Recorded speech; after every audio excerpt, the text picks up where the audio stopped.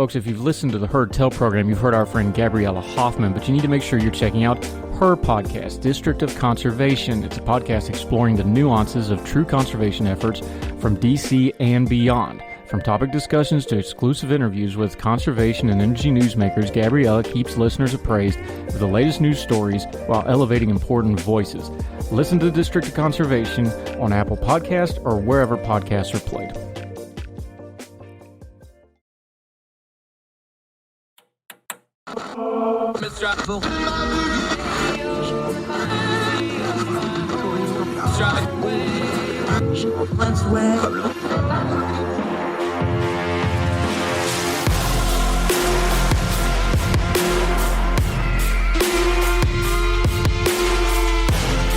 With your host, Andrew Donaldson. This is Heard Tell.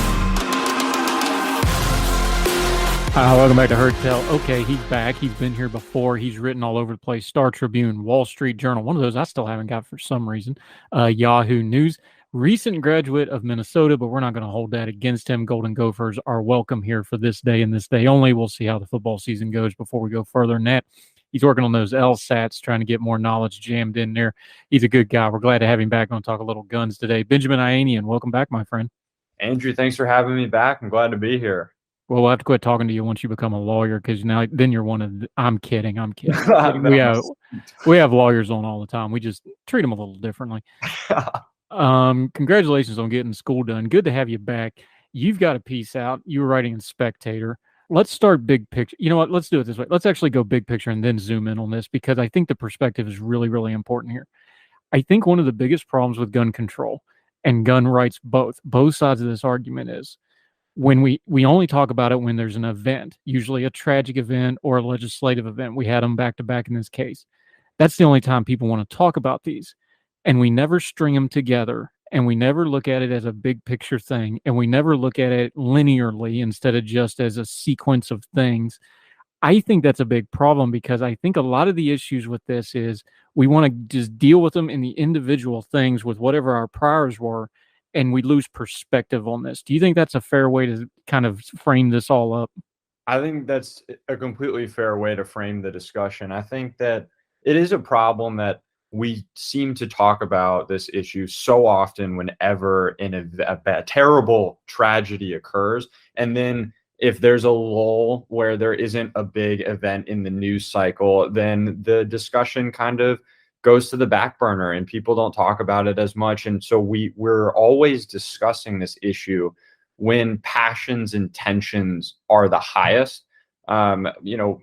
People's opinions can change from times of, passion and fervor to when they're, more calm and thinking about certain issues more collectively. And so I do think that it's important that, we talk about the issues of gun violence constantly, because it is an issue in the United States that is worth our attention and our discussion. But I agree with you. A large problem is that we only talk about it when there is a major event in the news cycle. And the other side of that, of course, is that even though we have, let's just say, mass shootings, every single one of them have unique aspects. They have unique precursors. They have unique individuals involved in them. Thank God. Usually, it's, as far as I know of mass shootings, it's usually a one and done for the perpetrators for a variety of reasons. That's another part of this perspective thing, is that we're trying to solve a problem that is a little bit different every single time, right? Yeah, every mass shooting is different. You can't draw, consistencies with each event. And at the end of the day, as much it is a huge problem, I don't want to downplay, mass shootings, active shooters, all this is a huge problem in the United States. But the events are so, rare in the sense of, compared to, gun violence more generally, or, people wanting to go drive their cars. Like, people get in their cars way more often than we see an active shooter. And what I'm trying to illustrate with that is that we don't have a ton of data points because mass shootings and active shooters are so rare. It's hard to draw causal conclusions about what leads to these events occurring, or what can we do to stop it, because at the end of the day, when you don't have a large set of data points, you're not going to be able to draw, easy conclusions about what is causing these events to happen. Yeah, Benjamin Ianian joining us. Okay, let me give you the argument back to that. Folks that are for more gun control are going to say, well, of course, silly, the common denominator is the gun. So if we just get rid of the gun, then all the rest of that equation falls apart. What's the answer to that? Because that's what we hear a lot. That's what folks say. Well, the gun is the common denominator, so let's do something about the gun. What's your answer for that? Well, I have a few answers to that argument. For one, people who argue stricter gun laws, will eradicate this issue. I would just point to, the gun violence archive data. Actually, and if you go to worldpopulationreview.com, they have listed every state and how many mass shootings they had between 2013 and 2019. And if we look at it at a per capita basis, so if we control for population size in these states, states like New York, Illinois, and California, who have the strictest gun laws in the nation, they have had on a per capita basis more mass shootings than states like Texas, New Hampshire, and Wyoming, who notoriously have really relaxed gun laws. And so then if the idea is, well, let's find a way to ban guns completely. For one, I would argue against that for our own personal safety and liberties, because we've seen throughout history, whether it was Nazi Germany, we saw in the Ottoman Empire, the Turks carrying out a genocide against Armenians. And then we've seen racist lawmakers in the history of the United States trying to prevent Black Americans from obtaining firearms. Banning guns would put us all at risk to government tyranny and oppression.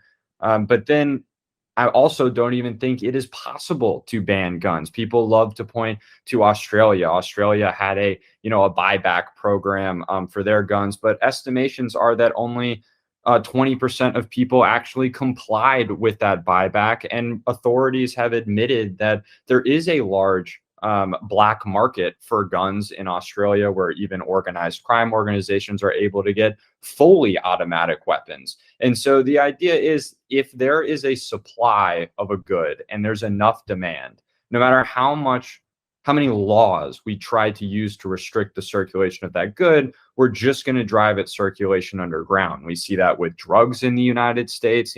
We've had a war on drugs. There's plenty of drugs circulating on the black market. We saw that with alcohol during the Prohibition era, where per capita consumption of hard liquor actually rose during Prohibition. And so I think that we're living in somewhat of a fantasy world if we believe we can just get rid of guns, or stricter gun laws would eradicate this issue, because we have plenty of reason to doubt that would be the case.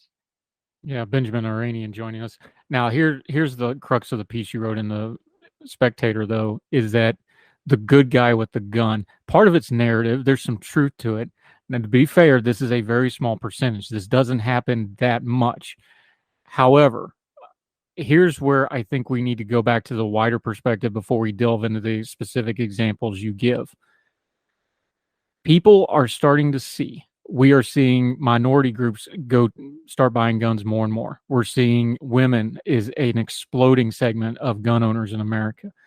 People that are vulnerable and or feel themselves to be vulnerable are wanting to arm themselves. That did not happen in a vacuum. That happened in a sequence. And when they see the issues with law enforcement, and they see the issues with law enforcement response to things like shootings, and they see things with societal responses, they don't feel safe, and they want to exercise their right to self-defense. I think that's an important context before you go, because I think there's a habit of going, well, these are cowboys, or these are renegades, or these are people just running around shooting guns. I think this is a small percentage, but I think we're going to see more of it, because the numbers don't lie. Gun ownership's going up, right? Absolutely. Gun ownership's going up. And in states where, we see the relaxing of licensing requirements for carry permits, we see applications going through the roof. Last time I checked in Maryland, their concealed carry permit applications were rising at a rate of 700%, at a 700% increase.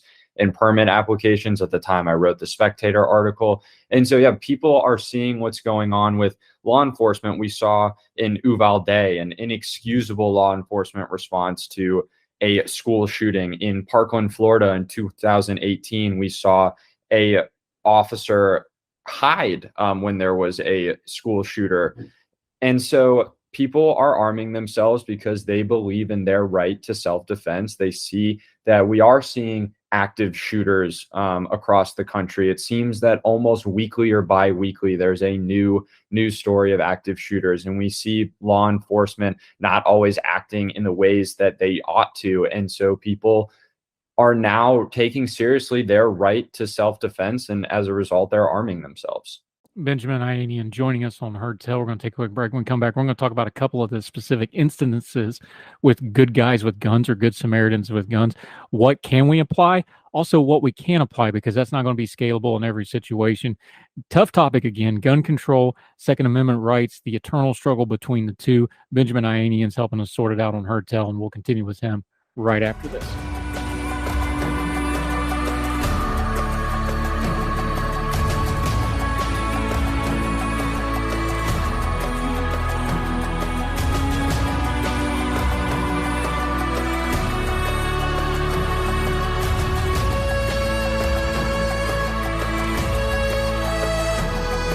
Welcome back to Heard Tell. Benjamin Ianian's back on the program. We're talking a little bit gun control versus Second Amendment and the Good Samaritan narrative. It's fair to call it a narrative, isn't it? Because it seems to be more narrative than it actually happens.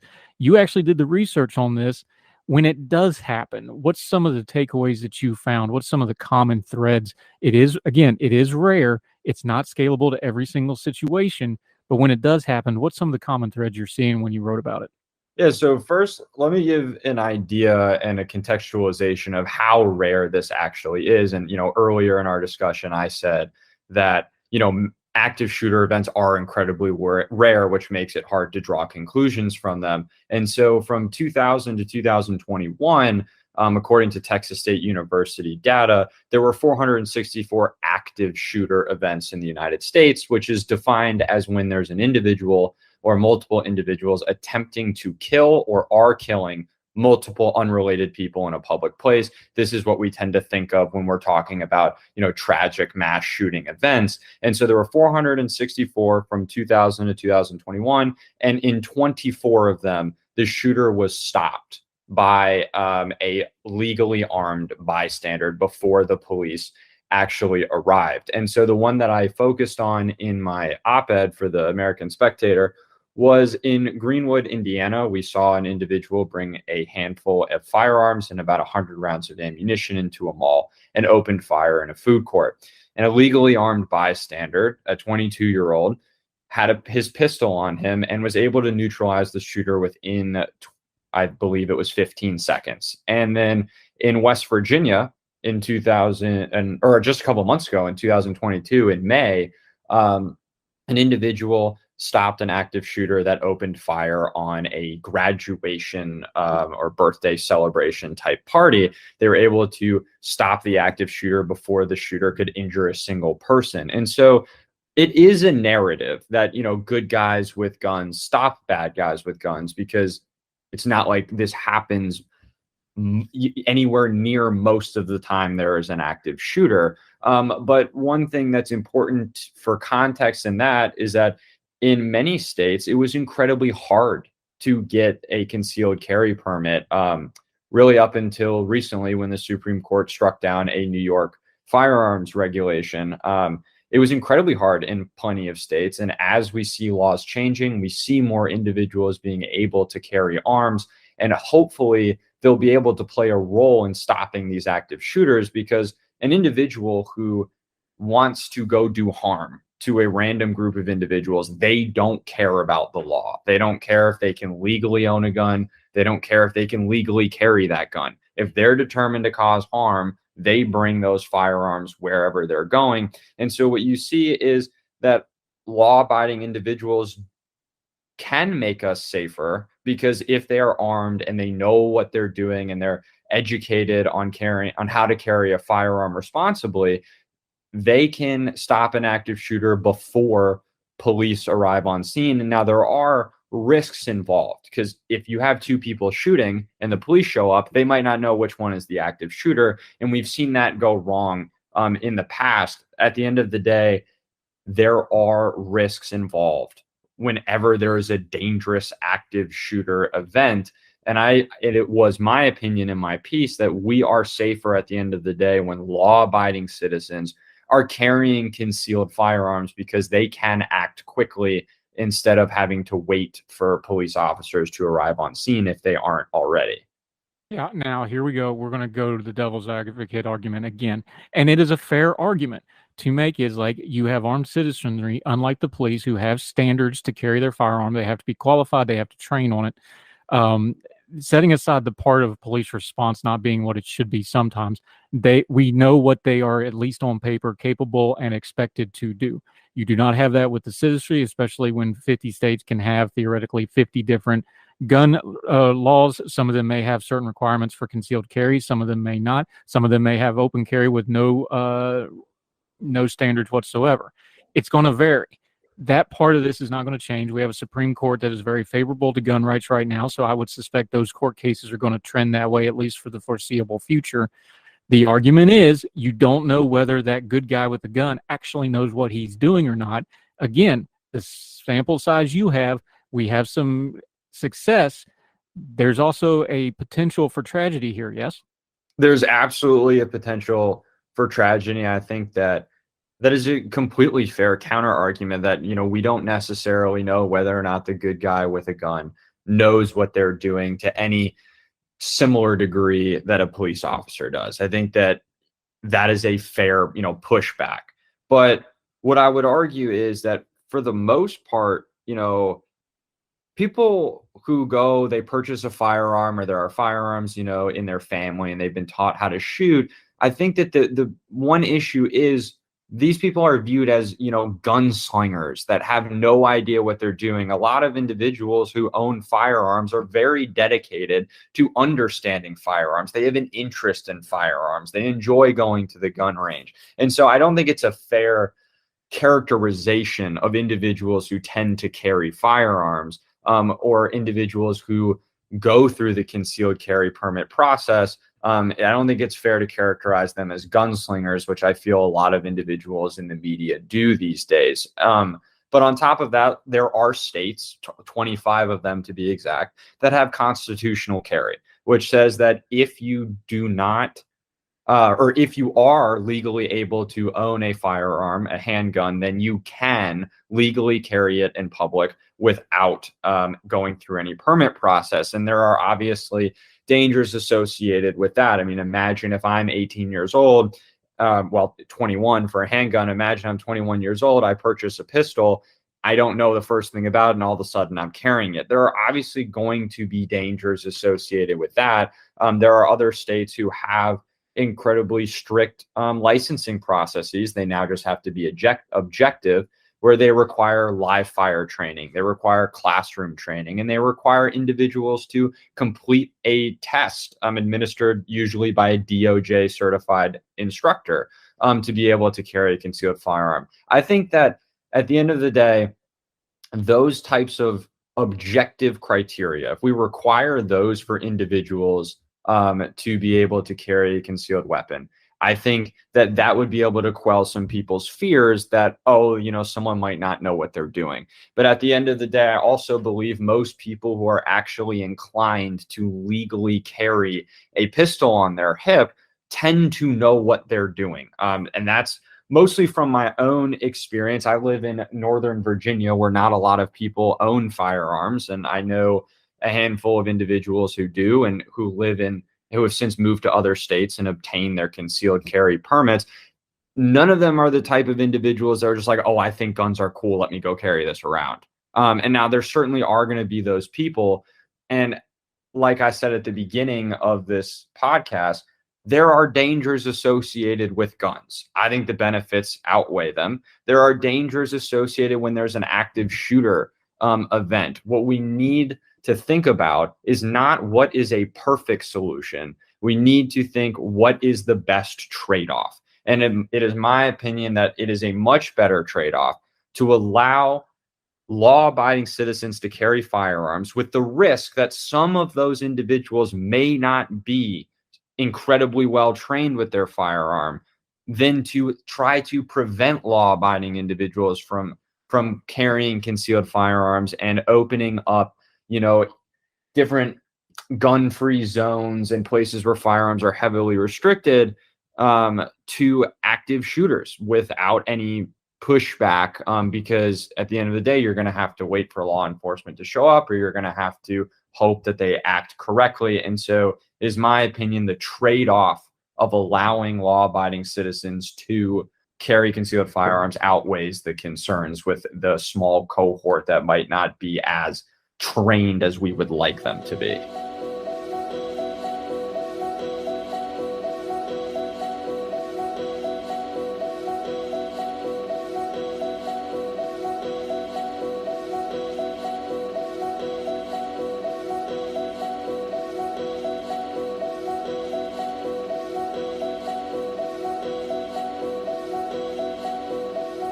Speaking of small cohorts, Benjamin Ahinian joining us.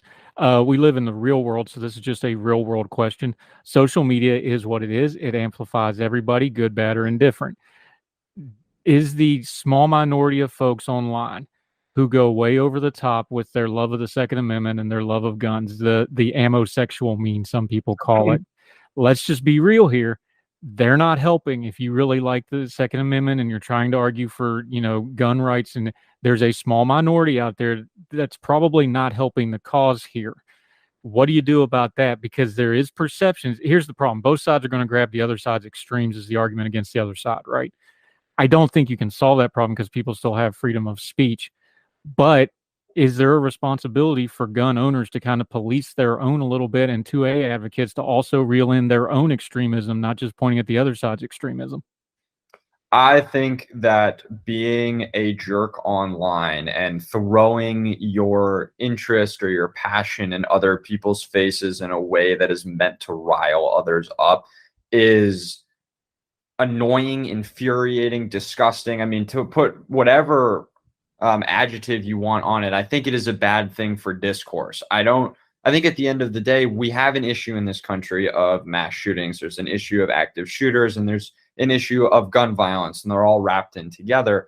And at the end of the day, we all want people to be safer. So yes, I would agree that the small cohort online of individuals that are just looking to piss off people who are worried about gun violence by throwing, their guns and their ammo in people's faces and not wanting to actually engage in any discussion. I do agree that it hurts discourse, and it allows people who are ardent Second Amendment opponents to grab onto those people and use them as, examples of people like me who support the Second Amendment and the right to bear arms. It's easy to then paint everyone with a broad brush. And now we're all trying to argue, who's extreme, who has what view, instead of just sitting at the table and having a discussion. Because of that cohort, a lot of times my first order of business when having a discussion with someone is to prove to them that I'm not that guy. And now we just wasted 10 minutes where we could have been talking solutions on me trying to get them to understand that I'm not the person on social media throwing this stuff in your face. And so it is absolutely a detriment to discourse. Yeah, and I think the reversal in this is true too, that in my discourse with folks as we try to work through this issue, I think there's a real disconnect with folks that want to say people should not have weapons for self-defense purposes. And you can argue all the rest of it, but really the Second Amendment, it's self-defense. Do you have a right to protect yourself, your property, and your family? Unless more and more, one of the overriding issues in all of our country is government accountability. That goes to law enforcement. We're seeing it in schools. We're seeing it whatever. When the government is not accountable for your safety, and we're seeing it more and more with law enforcement, we saw it in Uvalde. You brought it up earlier. I think there's a real disconnect for them to go all the way to, well, nobody ever needs a gun because the government's going to protect you. That's just so insultingly condescending, not true to people's bare eyes and common lived experience. That's just as harmful too. Do you disagree? No, I think it's incredibly harmful for two reasons. You point out that we're seeing the government failing to protect us in so many ways today. And I think that, yes, people would have to shut off their eyes from what's happening on the news and in different areas of the country to believe that the government will simply protect us. But what it also does is it completely disregards all of human history, where most extreme tragedies have actually occurred at the hands of the state. I mean, I pointed to a few earlier in our discussion. There was a gun registry in Germany created in the early 1930s. And when the Nazis took power, they used that registry to disarm political opponents. And then later in the 1930s, they used that registry to disarm German Jews. They ordered Jews to hand in their weapons. If they didn't comply, it was pretty easy to know that they weren't complying because they had a gun registry. I'm an Armenian, and so my ancestors were, tragically, many of them were killed in the Armenian genocide. Individuals in Armenia were disarmed systematically before the carrying out of the Armenian genocide. Slaves in the United States couldn't legally own firearms. There were then black codes which tried to bar black individuals on the basis that they weren't citizens. And then after black people were considered citizens in the United States, then there were facially neutral laws, which basically raised taxes on guns and ammunition to try and prevent Black Americans and also poor people from owning firearms. Many civil rights activists actually encouraged Black individuals to obtain firearms to protect their families from lynch mobs. And then once lynch mobs were thwarted, certain states tried to make gun laws stricter so that Black individuals could not protect themselves. And so not only for people to make the argument that you don't need a gun because the government will protect you, it's not only crazy because they're failing to protect us in so many ways today, it's crazy as well because we see a long history of humanitarian atrocities carried out by the hands of the state. And I think that that's what baffles me the most out of the camp that, you don't need guns. I think that camp, I'm most baffled by the rejection or lack of acknowledgement of the history of the human population. And so that cohort and the cohort on the right who wants to throw their guns in everyone's faces, I think both are really harming discourse in this country. There's a lot more we could get into there, but we've got to leave it there. This topic is not going away. We're going to continue to talk about it, and it all goes back to basic rights. What are they, and where does your rights start and somebody else's start, and where's the state's implementation thereof? Good in-depth stuff, Benjamin Ianian. Great having you back, buddy. Good job today. Tough topic. We probably ticked off a little bit of everybody, but that means you're having a good discourse. Let folks know until we get you back on again how they can follow you. We're going to link to his piece that we were working off here. We're also linking to his social media, but tell folks where they can find you and follow you until we get you on Hertel again. Yeah, you guys can find me on Twitter at Benjamin Ianian, and then you can also find me on Instagram at bianian13. Just search my name and you'll find me on either. I post all my writings, podcast appearances, etc. on there. And thanks for having me on again, Andrew. It was really nice talking to you. Yep, we'll have you back soon, my friend. Be well, and we'll talk again soon, sir.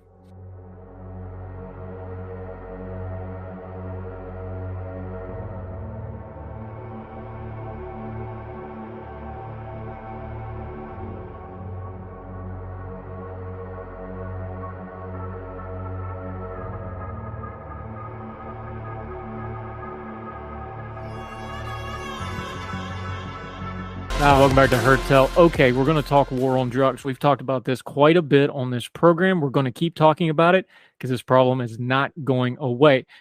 New voice to us on this topic, Finesse Moreno Rivera, is joining us. She's a Young Voices contributor. She has a lot of background on this, both in the private sector and advising and working with authorities. Finesse, how are you? Thank you so much for joining us today. Great. Thank you so much for having me, Andrew. Here's where I want to start, because this is one of those things that has gotten really buzzwordy and trendy, and we talk about, the war on drugs is bad. Okay, give us the historical perspective before we dive into this thing, because it's been going on for so long. You open up your piece in Blavity about Nixon in 71. I'm old enough to remember George the Elder Bush holding up crack cocaine on national TV in prime time. This has been going on for 50 plus years. I don't think people really put the historical term, how long we've been doing this. Set the stage for us before we dive into this. what is the war on drugs? Because we talk about Afghanistan being 20 years. We're 50 years into this. Yes, it has been ongoing for quite some time now, for over 50 years, starting with Nixon. And this started with the Vietnam War, with our veterans who were addicted primarily with heroin. Unfortunately, as the years went on, one of Nixon's assistants did admit that the war on drugs was pretty much just a front in order for them to go after the African-American voters, as well as the so-called hipsters that were consuming marijuana. So this was just a way to really infiltrate those communities who were marginalized at the time. And amazingly enough, and this is going to be a theme as we talk about the war on drugs, the reaction to, oh, these veterans are coming home addicted to heroin and other things that they'd brought back from over there. You know, a lot of it was them self-medicating on top of everything else, but we'll get into that some other time. It wasn't, let's get these people treatment. It's how do we punish this and make it go away? And that's the theme that keeps popping up over and over again. And when we talk about the war on drugs, outside of the addiction issues and the criminality, that's really the problem right there, isn't it? Absolutely, absolutely. What we have seen is that Nixon's war on drugs just really set a deadly precedent for incoming administrations since then. Unfortunately, when we think about the war on drugs, we immediately think about the anti-drug abuse policy in 1986, unfortunately spearheaded by Mr. Biden himself, looking at the sentencing disparity between crack cocaine and powder cocaine. Unfortunately, what we were seeing there was more of a knee-jerk reaction of it being punitive rather than helping these communities. And unfortunately, as we all know, that policy wasn't based on evidence or scientific methods whatsoever. There were also many studies that were proven false as well, looking at how crack cocaine was more dangerous than powder cocaine. And so what you were seeing, again, were the poor communities, such as Black communities, rather than white affluent communities who were being punished for their drug abuse. Yeah, and the accusation was, you know, crack cocaine was just going to be the terminology we were going to use to talk about inner cities and minorities in the inner cities to the greater swath of America. That was the accusation. How much truth was there to that? It was absolutely false. Unfortunately, you know, I like to compare the now to then, where we're seeing, you know, this opioid epidemic. It's, you know, it's being named a crisis, where crack cocaine was looked at more as a problem and an actual crime. So unfortunately, what we were seeing was poor communities who weren't receiving the help that they actually needed and who were being labeled as criminals. Where's the stereotype come from? Aside from, of course, there's class and race involved here, and there's no way to unwind that ball. But why does addiction have such a stigma to it? Where's the stereotype come from, do you think? Because is it just the visual of it, of somebody destroying their own life and, well, they did it to themselves, that part of it? Is it all the other stuff, the socioeconomic and the racial and the class that's put on top of it? Because we sure don't seem to have a problem with, you know, stockbrokers doing cocaine constantly, which is a known thing. That gets treated completely different. I know that's a big ball of mess, but where do we even start to attack it from? That's a really good question, Andrew, because the question to that is just definitely multifaceted. It's socioeconomic, it's also race. And so I think that in order to start to make amends with what has occurred with the drug policy, its negative effects, is definitely to treat drug abuse as a health crisis, as something that should be looked at as a health crisis, as in it shouldn't be looked at as a crime itself. And unfortunately, in our country, we tend to stigmatize drug abuse negatively. It's definitely looked down upon, especially when you're comparing it to something such as mental health, right? We're just now as a country starting to look into mental health and realizing that it's a norm for us and it should be talked about, and there should be resources for individuals rather than there being a negative stigma attached to that. Yeah, Vanessa Moreno Rivera joining us. Okay, here's the problem with that. And I know this because I've been writing and advocating about it for a couple of years. If you're going to treat it as a public health thing, that means you have to deal with it as a public health issue, which means you're not only doing treatment, you're trying to do prevention. And every time somebody tries to do mitigation or prevention with drug abusers, they always get accused of, without exception, and I've seen it over and over again, and you have too, oh, you're just feeding the addicts by doing this. How do we have that conversation? Because every time you go to a municipality and go, hey, we have a harm reduction strategy, or hey, you can't take somebody from 0 to 60 on addiction, you have to give them this intermediate steps that are kind of icky.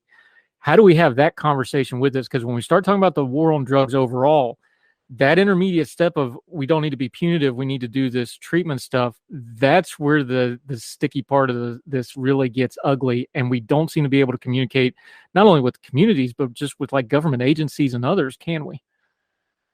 No, we can't. And again, it goes back to that negative stigma for individuals where we are just so based as a culture and being punitive rather being looking at a way to help those individuals. So let's say, for example, looking at Biden's new passage that he just put into play for harm reduction, we are having a lot of pushback from some of the states saying that it is condoning the use of drugs. However, they're not looking at the positives that come from harm reduction programs, such as looking at safe injection sites, looking at providing test strips that can indicate if there is a substance that has fentanyl. I think that a lot of individuals get lost with these harm reduction programs because they're not seeing the ultimate goal, which is to reduce drug overdoses in the U.S. And one of the biggest things that I try to do when I cover this and talk about it is the stigma is, well, it's an addict and they're doing it to themselves. That's a lie.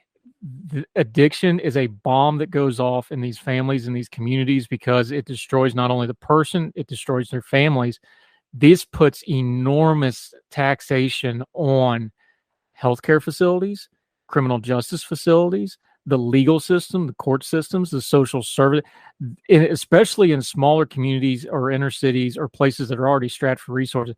These are absolute bombs going off that cross a lot of streams of different things, and they're just almost impossible to deal with, aren't they? Yes, absolutely. And it's really hard for individuals to realize that this is definitely a community-oriented effort, and it takes a lot. It's a heavy lift because you have to have a lot of hands in the pot. You have to have, enough funding for sites. You have to have enough support from your policymakers, as well as those who are in the city, then the state, then on the federal level. And so although this is a heavy lift, I think that individuals tend to really give up and don't see that end goal, which is reducing the drug overdoses. And by also understanding that while we're curbing the drug overdoses, we're also preventing more deadlier drugs to come out on the street.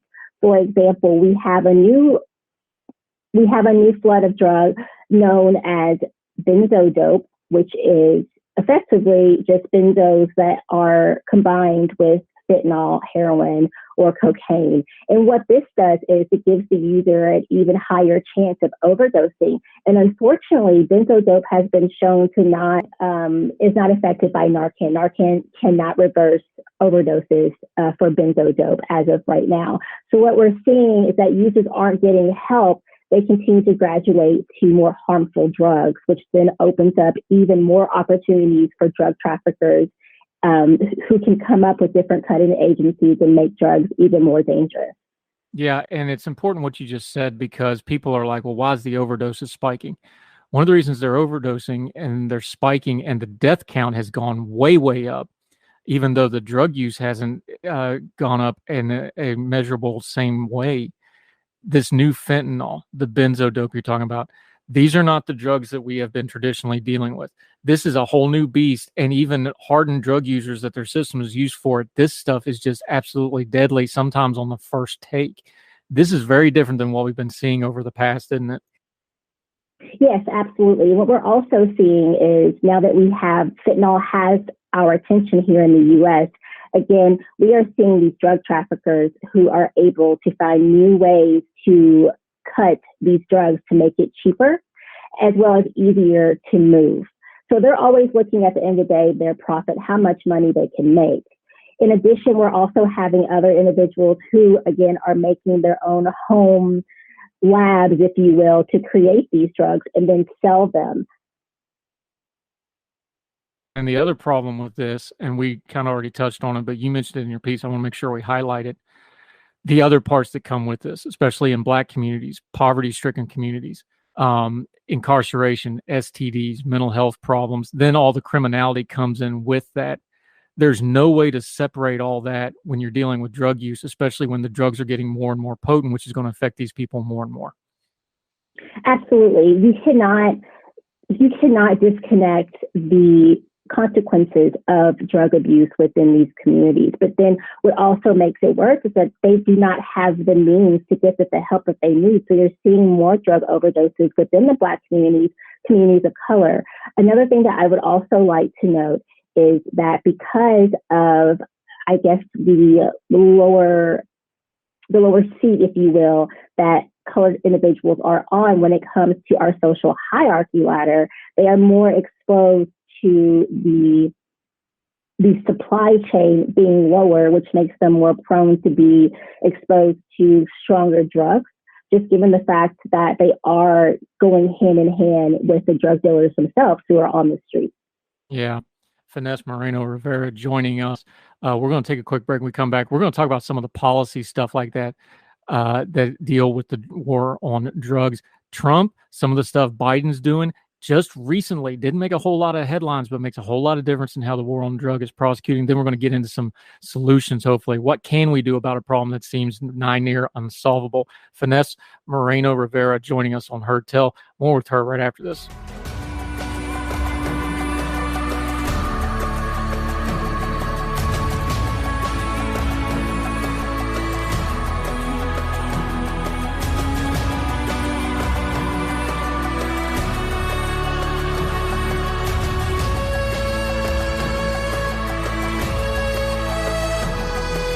Welcome back to Heard Tell. We're talking about the war on drugs, which is one of the worst named things ever for something that has been highly destructive, very expensive, and has gotten us nothing closer to what it was set out to do. We're talking to Finesse Moreno Rivera about it. Let's talk some of the policy stuff here. You walked us through it in your piece, and Blavity, we're linking to it like we always tell you. Please read the entire piece for yourself, and she links to a lot of source documentation that you also need to read up on this. Look, information is the key to a complex issue, and this has a lot of information in it. Before we get to Biden, you already mentioned him. Let's back up. The Trump administration in 2018 did some temporary class-widening scheduling of fentanyl stuff. This has repercussions, but for folks that don't know, when we're talking about the drug classes and that sort of thing, what is it and what does it mean when they do things like that? Usually what this means is that they can be very much harsher punishment for individuals, no matter the weight or the amount of the given drug. So this is very similar to looking back at crack cocaine itself. We're looking at the sentencing disparity in the amount of the drug itself. So instead of looking at the harm that it causes, it's really looking at the amount that the individual may be possessing at the time. Yeah, and you have a stat here that the majority of offenders arrested in this program are Black street-level dealers at the end of the drugs distribution chain, not the movers and the distributors that, you know, they claim that they're normally going after. Law enforcement like everybody else. They like to get the lowest hanging fruit. Quoting you here, very few incarcerations have mitigated the availability supply of fentanyl. As of 2019, 75% of individuals prosecuted and sentenced for the fentanyl offenses were people of color. But then the next paragraph, you bring it up, the real problem here, the Biden administration, they also extended the scheduling policy last year and this year both. What does it mean in practical terms that they continue this policy, to repeat myself? Absolutely. What this means in layman's terms is that they are continuing the same thing that they did with crack cocaine, in that unfortunately what we're starting to see is that instead of seeing the suppliers, the individuals who should be incarcerated, we're seeing these low level individuals who are providing the drugs, predominantly African American, going back into the jail and prison systems due to their involvement with fentanyl. This isn't ever, this is whack-a-mole. If all you're doing is hitting the street level stuff, and you've got the stats in your piece about how much of this comes through from overseas, how much of this goes through government-controlled points of access, they're not stopping this stuff. They're just getting the street level folks that's doing absolutely nothing for the wider problem other than, filling the prisons up with street level people who are mostly repeat offenders anyway, right? Absolutely, Andrew. And unfortunately, right now, what we're seeing with our incarceration rates is about 85% of individuals who are currently incarcerated are incarcerated given their use of drugs or selling of drugs. So this really isn't doing much of anything. However, looking back at Trump's administration, the move is what they thought was good at the time, considering that fentanyl, the source is predominantly from China. And although China has tried to regulate their fentanyl chemical manufacturing, again, criminals will be criminals. They always do find this loophole. And so what you'll find is a lot of individuals, such as myself, can get online, Facebook, or the dark web, and able to purchase chemicals that are similar to fentanyl and create my own products myself and then sell it on the street. And as you bring up in your piece, the problem with, prohibition, which is just we're going to have this war on drugs and it's going to be this massive federal funding and it's the main income stream for law enforcement and right on down the line, is it exacerbates all the problems already inherent in the system. Racial biases, drug overdoses, disease, corruption, the violence that goes around it. All of that gets exasperated because now it's a business model on top of being a criminal philosophy of trying to abate crime, right? Yes, absolutely. It's a perfect business model if you think about it. And unfortunately, what's happening is again, people of color are the ones who are paying the price for this. No one's really taking any type of responsibility in admitting that what we continue to do is wrong, what we have done is wrong, and we're still continuing to make the same mistakes. Black individuals are the ones who continue to pay for these mistakes as well.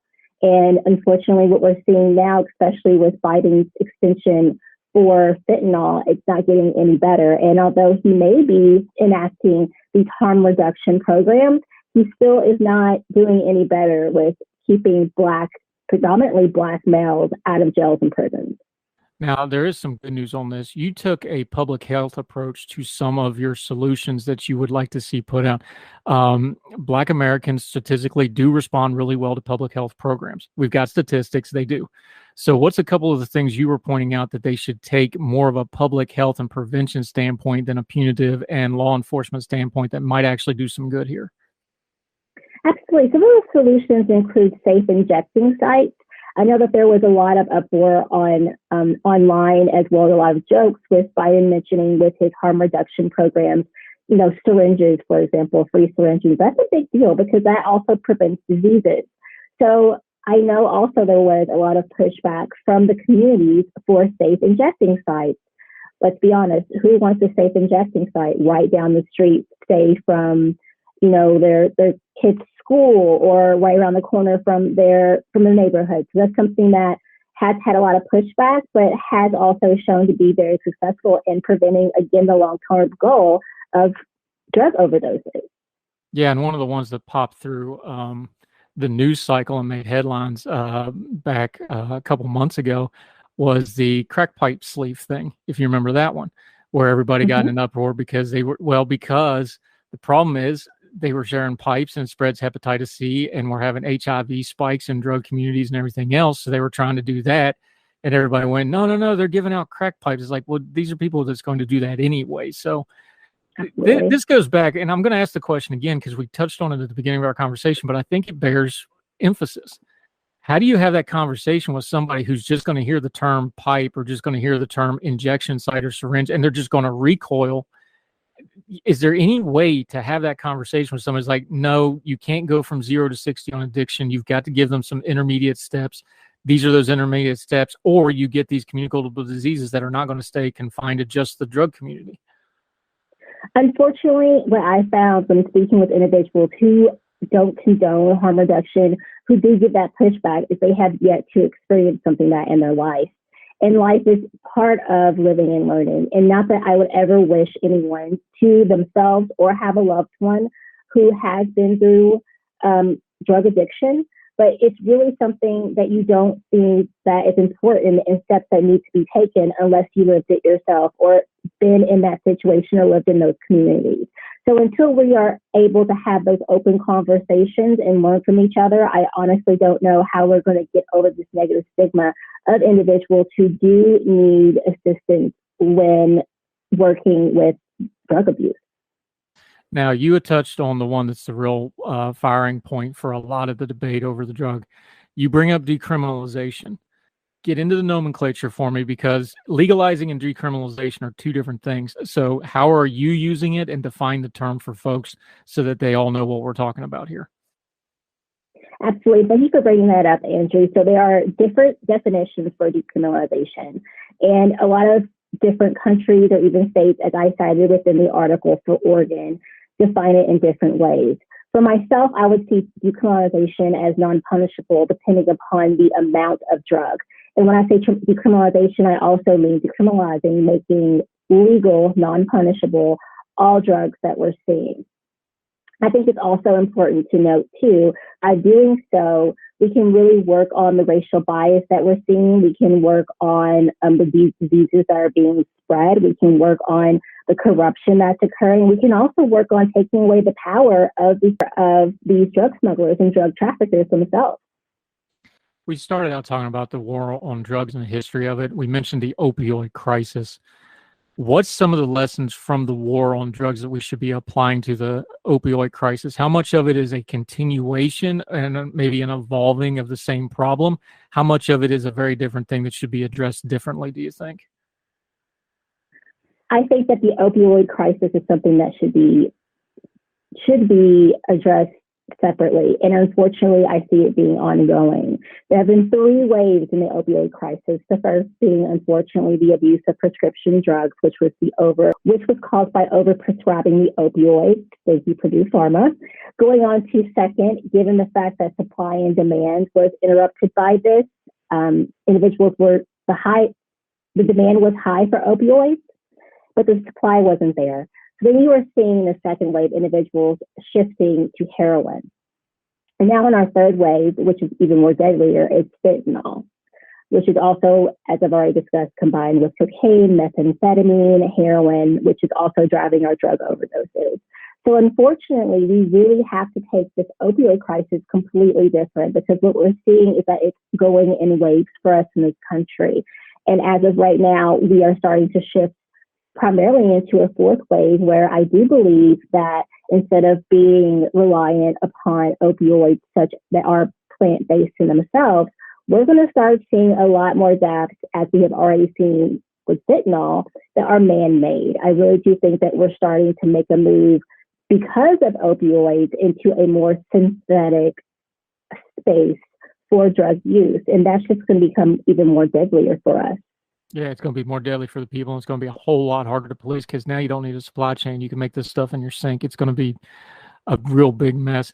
Let's round this off this way. Finesse Moreno Rivera joining us.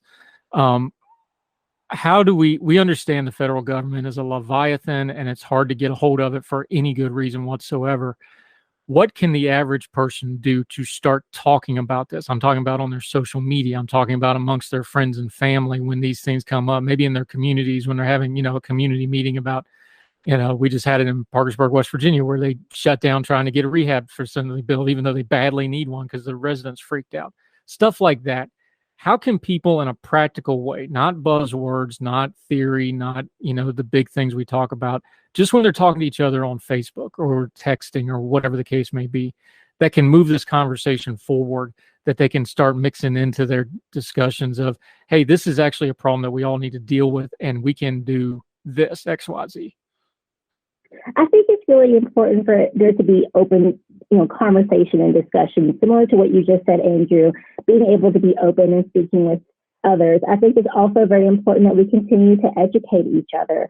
A lot of times, again, thinking about a socioeconomic level, just really having those silos created, unfortunately really can hamper our conversations about things that may be affecting others more than ourselves. I think that just taking the time to also getting to know your community, getting to know your neighbor, paying attention to what's going on within your surroundings as well. Because when you open your eyes, you're walking down streets, no matter if it's within a small town, with whether that's in a city, you can really tell the detriment that has occurred due to drug use, drug abuse. And so I think it's really time for us as a country to really open our eyes, be honest, take responsibility, and start making the movement to help these individuals in taking a more health avenue rather than taking a more punitive one. Yeah, and I always tell people when we talk about this, you've got to see this as a people problem first, not a policy problem. That's where this goes sideways first and foremost. Like, these are people, and you got to fix them like people, and people are complicated. You're not going to be able to, get a spreadsheet and get a solution to fix this thing. It's a people problem. Finesse Moreno Rivera, outstanding stuff. Really hard topic. So let's end on something good here. I got to know about this orchid back here, because I've done orchids for years to various effects. I had a great one in Germany, had to leave it there because of regulations. Not so good lately, but tell me about the orchid, because I love that thing back there. That's beautiful. Thank you so much, Andrew. As of right now, myself and my fiance, we have over 40 plants within our home, our Good very Lord. small dwelling, and we have over 10 orchids that are thriving, just like the one right behind me. It's very, very pleasant. It's very soothing. And as a criminal justice expert, I really need to take the time to make sure my environment around me is beautiful and supports a very healthy atmosphere for me. So I really enjoy having orchids, especially because they're beautiful and they're worth putting in the time for. I've got one on the other side of my desk that you can't see that I had to trim down. It's back down to the leaves, so I got to wait till it's spring to get anything off it. But yeah, all right. Well, you have an addiction to orchids, duly noted. We'll work up a piece for that. Finesse Moreno Rivera, outstanding stuff today. Until we get you back on the show again, let folks know where they can keep up with you and what you have going on, and how they can follow you until they hear from you again on Heard Tell. Absolutely. So I will continue to put out more of my work. As of right now, I'm working on something else, looking at mass incarceration, particularly looking at how we can humanize it as much as we possibly can. Obviously not as close to we can for Europe, but that's coming soon. As of right now, I'm also working on putting up Instagram. But if anyone's interested in my work or any other articles, please feel free to reach out to Young Voices, as well as my LinkedIn profile, which is just Finesse Moreno Rivera. Yep, and we'll link to all that in the show notes, including the piece that we were working off of in Blavity, War on Drugs and American Casualties, especially the Black community. We're going to keep talking about this. We're glad you're one of the people advocating for it, so you're going to come back and we're going to keep talking about it. Thank you so much for the time today. Really appreciate it, ma'am. Thank you. Thank you, Andrew. Yes, ma'am.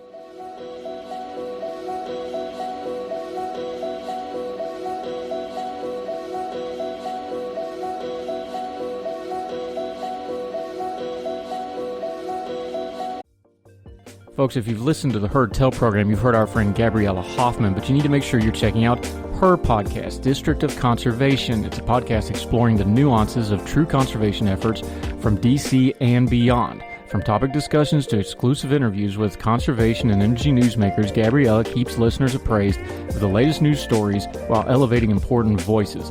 Listen to District of Conservation on Apple Podcasts or wherever podcasts are played.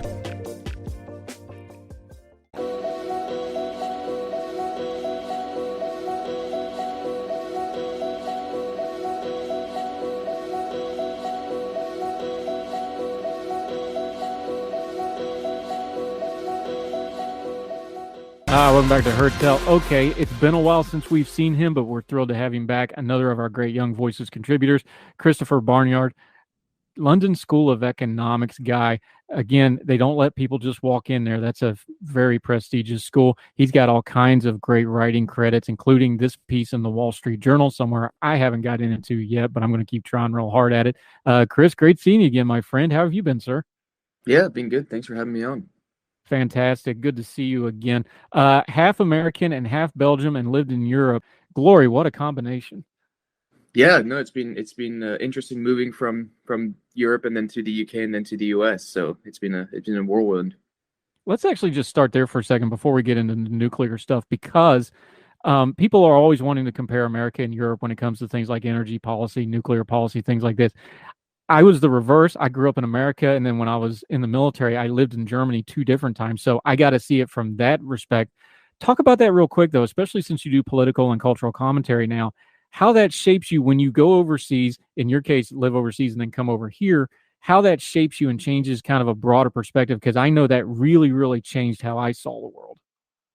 Yeah, of course. I think one of the interesting things about growing up in Europe is obviously the countries are so much smaller, and so you're much more exposed to different cultures very quickly. So I grew up speaking 3 languages and was just very much directly confronted with other cultures and visiting other countries, whereas America as a country is the size of a continent. And when it comes to something like energy policy, I think that also has an impact. Whereas in the US, you have abundant natural resources that really we've been able to tap and has helped America become the superpower in the world. In Europe, you countries are smaller, you have fewer resources, there's more demand, like there's more competition between should this be agricultural land, should this be energy production, should this be homes, whatever it might be. And I think as a result, in a way, politicians have actually become quite idealistic rather than realistic when it comes to these kinds of things. And so instead of understanding that, for example, with energy, that producing your own energy is a good thing, like the US has done, they've actually been overly idealistic about that and said, oh, we can just import it from other places. It just happened to be that a lot of the energy they've been importing has been from Russia or from the Middle East, places like that. Now that's starting to shift to America, but the reality is that a lot of Europe is reliant on other countries rather than on themselves for their energy, and they're starting to feel the pinch of that. I actually think it's important that we start there because something that people miss out when they compare America and Europe is exactly what you were saying. When you live there, like, it's a 5 hour drive for me to go to another state in some places in America, if not further. 5 hour drive when I lived in Frankfurt, man, I could be in Holland, I could be in Paris, I could be down in the Alps in the Tyrol. Like it's like going state to state over there. So I think you hit on something here when we're talking about European policies like energy. You need to not think of it as other countries the way we do in America, where we're more isolated. It really is like states. They're more compact. This has a practical effect on how their policy is. I think that's something maybe the American audience and the Western audience misses out on how Europe does stuff. Is that a fair way to put it, you think? Yeah, I think absolutely. And the smallness, really like the competition for land is a huge thing. In America, if you look at Texas, which is obviously the biggest oil and gas producer in the US, it's an enormous state. It's like a state almost like the size of like half of Europe, pretty much.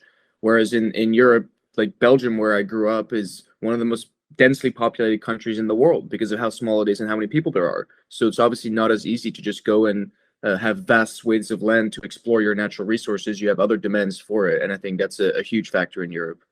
Let's talk nuclear real quick because it's all over the headlines. Not because of nuclear, but because of the alternatives. We know what's going on in Ukraine, the illegal war of aggression that Vladimir Putin is doing. Vladimir Putin is weaponizing. He's doing this because of that energy. We have the data now. They're still making money on their energy exports, even with the war in Ukraine, which is just a startling statistic. But everything that's going on geopolitically right now is because winter is coming. General Winter, we always talked about the Russian army's greatest general, General Winter. This is a new twist on that because he's using energy, but that didn't happen in a vacuum. That happened in a sequence. And when it comes to Western Europe, the old Western Bloc, they kind of set themselves up to get in this predicament, didn't they? Yeah, I mean, there really has been a very deliberate and strategic effort by Russia to make the European continent, and especially the EU, dependent on Russian fossil fuels. So you saw a lot of countries like Germany started kind of closing down their natural gas production. They started closing down their nuclear plants, and they figured, well, we'll replace that with renewables, and if not renewables, we'll just buy oil and gas from somewhere else. In this case, Russia. But the interesting thing is that there's actually a lot of reports coming out that the Russians and kind of the Russian propaganda machine is very good at infiltrating countries and spreading disinformation and kind of actually supporting causes that would be damaging to those other countries. And we actually found a lot of evidence that Russia has been involved in funding anti-nuclear and anti-natural gas campaigners across Europe because it suits Russia for these countries to become reliant on Russia rather than on themselves. And so what we've seen right now is Russia has been building up reserves of money for a while now, where they knew when they invaded Ukraine there would be the inevitable consequences, sanctions, economic isolation, all that stuff. But because they have such a stranglehold energy-wise over Europe, they've been able to weather those consequences, and that's been a very strategic and deliberate effort. Yeah, and to the point, I talked about living in Germany. The first time I lived in Germany, Gerhard Schroeder was the chancellor of Germany. He was on the board of one of the Russian energy companies, and a lot of malfeasance there that we now goes back a ways. This is very deliberate. It's strategic, but, and you touched in it on your piece in the Wall Street Journal. We're going to link to it. Please read the entire piece. Make sure you share it with your friends. This is starting to cause some movement in some very unexpected places in Europe. Germany's still dragging their feet. Of course, Schultz is still new to office, so that's a little bit different situation. Belgium, you talk about their Green Party. The Dutch, who are always very, very environmentally conscious, they're starting to make some noise. Talk about some of the other countries that we don't often talk about in geopolitics, but we're seeing some movements on the energy front here, aren't we? Yeah, we are, and really, what we're seeing is we're seeing three crises come together. We're seeing kind of the geopolitical crisis of what's happening in Ukraine, and we've talked about that. You're seeing a little bit of an economic crisis right now. The Biden administration doesn't want to admit that we're in a recession, but we are pretty much in a recession. And economically, with inflation, gas prices, a lot of the West and around the world is hurting. So there's this economic crisis. But then the third crisis is kind of our targets to tackle climate change and to reduce our emissions and to move towards cleaner energy. And for a long time, countries were overly idealistic about how we could continue having strong economies, being energy independent, but then also tackling climate change.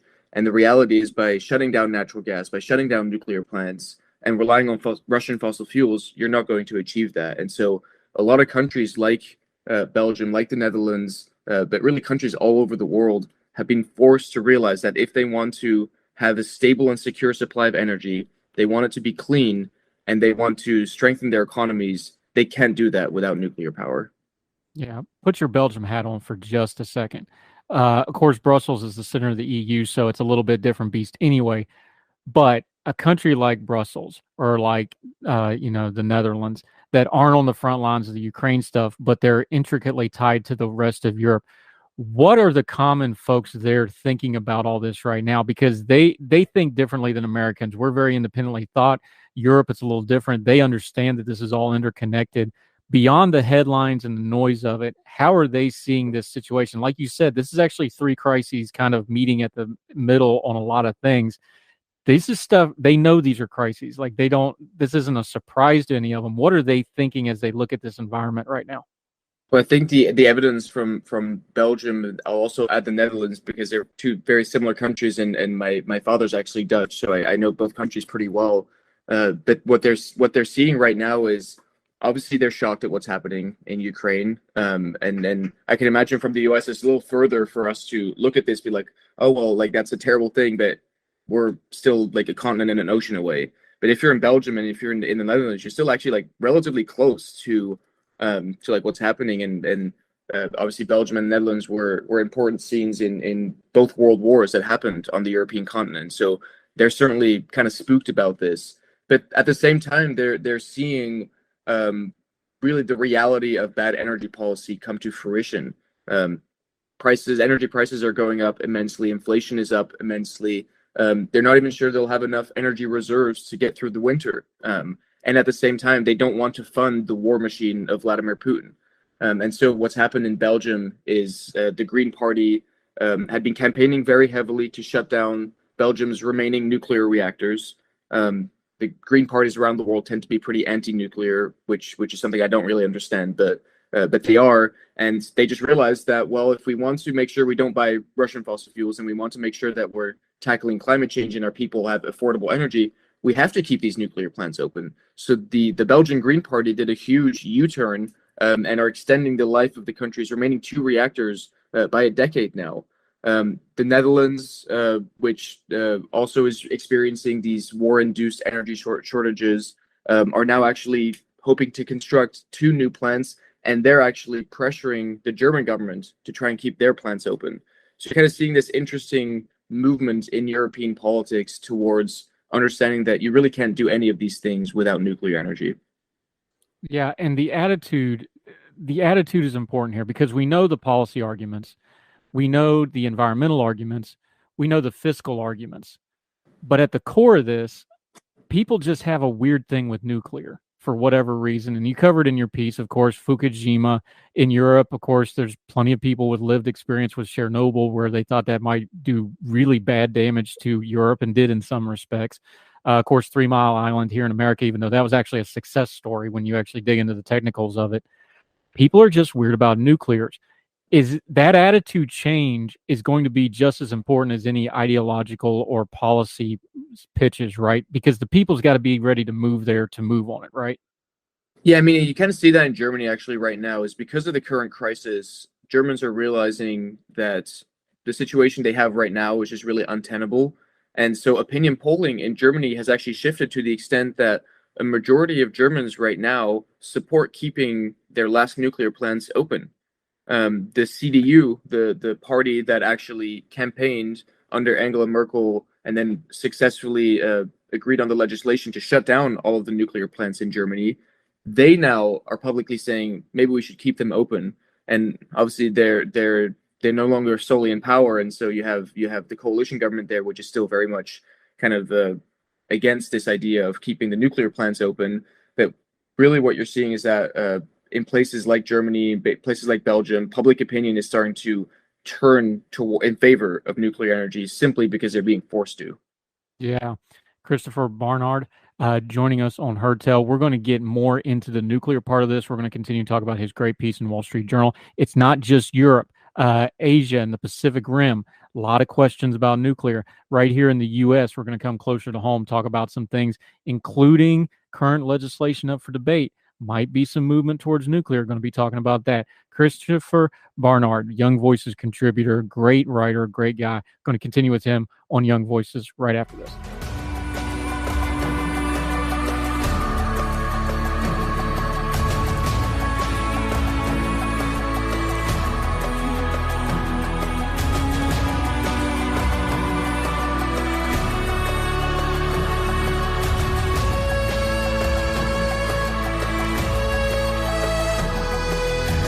Welcome back to Herdtail. Christopher Barnard's joining us, a great Young Voices contributor. Happy to have him. He's writing in the Wall Street Journal about nuclear power and the energy crisis. Worldwide energy crisis is no other way to put it because we're seeing it all over the place. Let's go to the Pacific Rim for a second. We see what's happening in Sri Lanka. Tangentially, we see what's happening in Africa. When you can't get oil and gas into a country, really bad, ugly things happen in a hurry.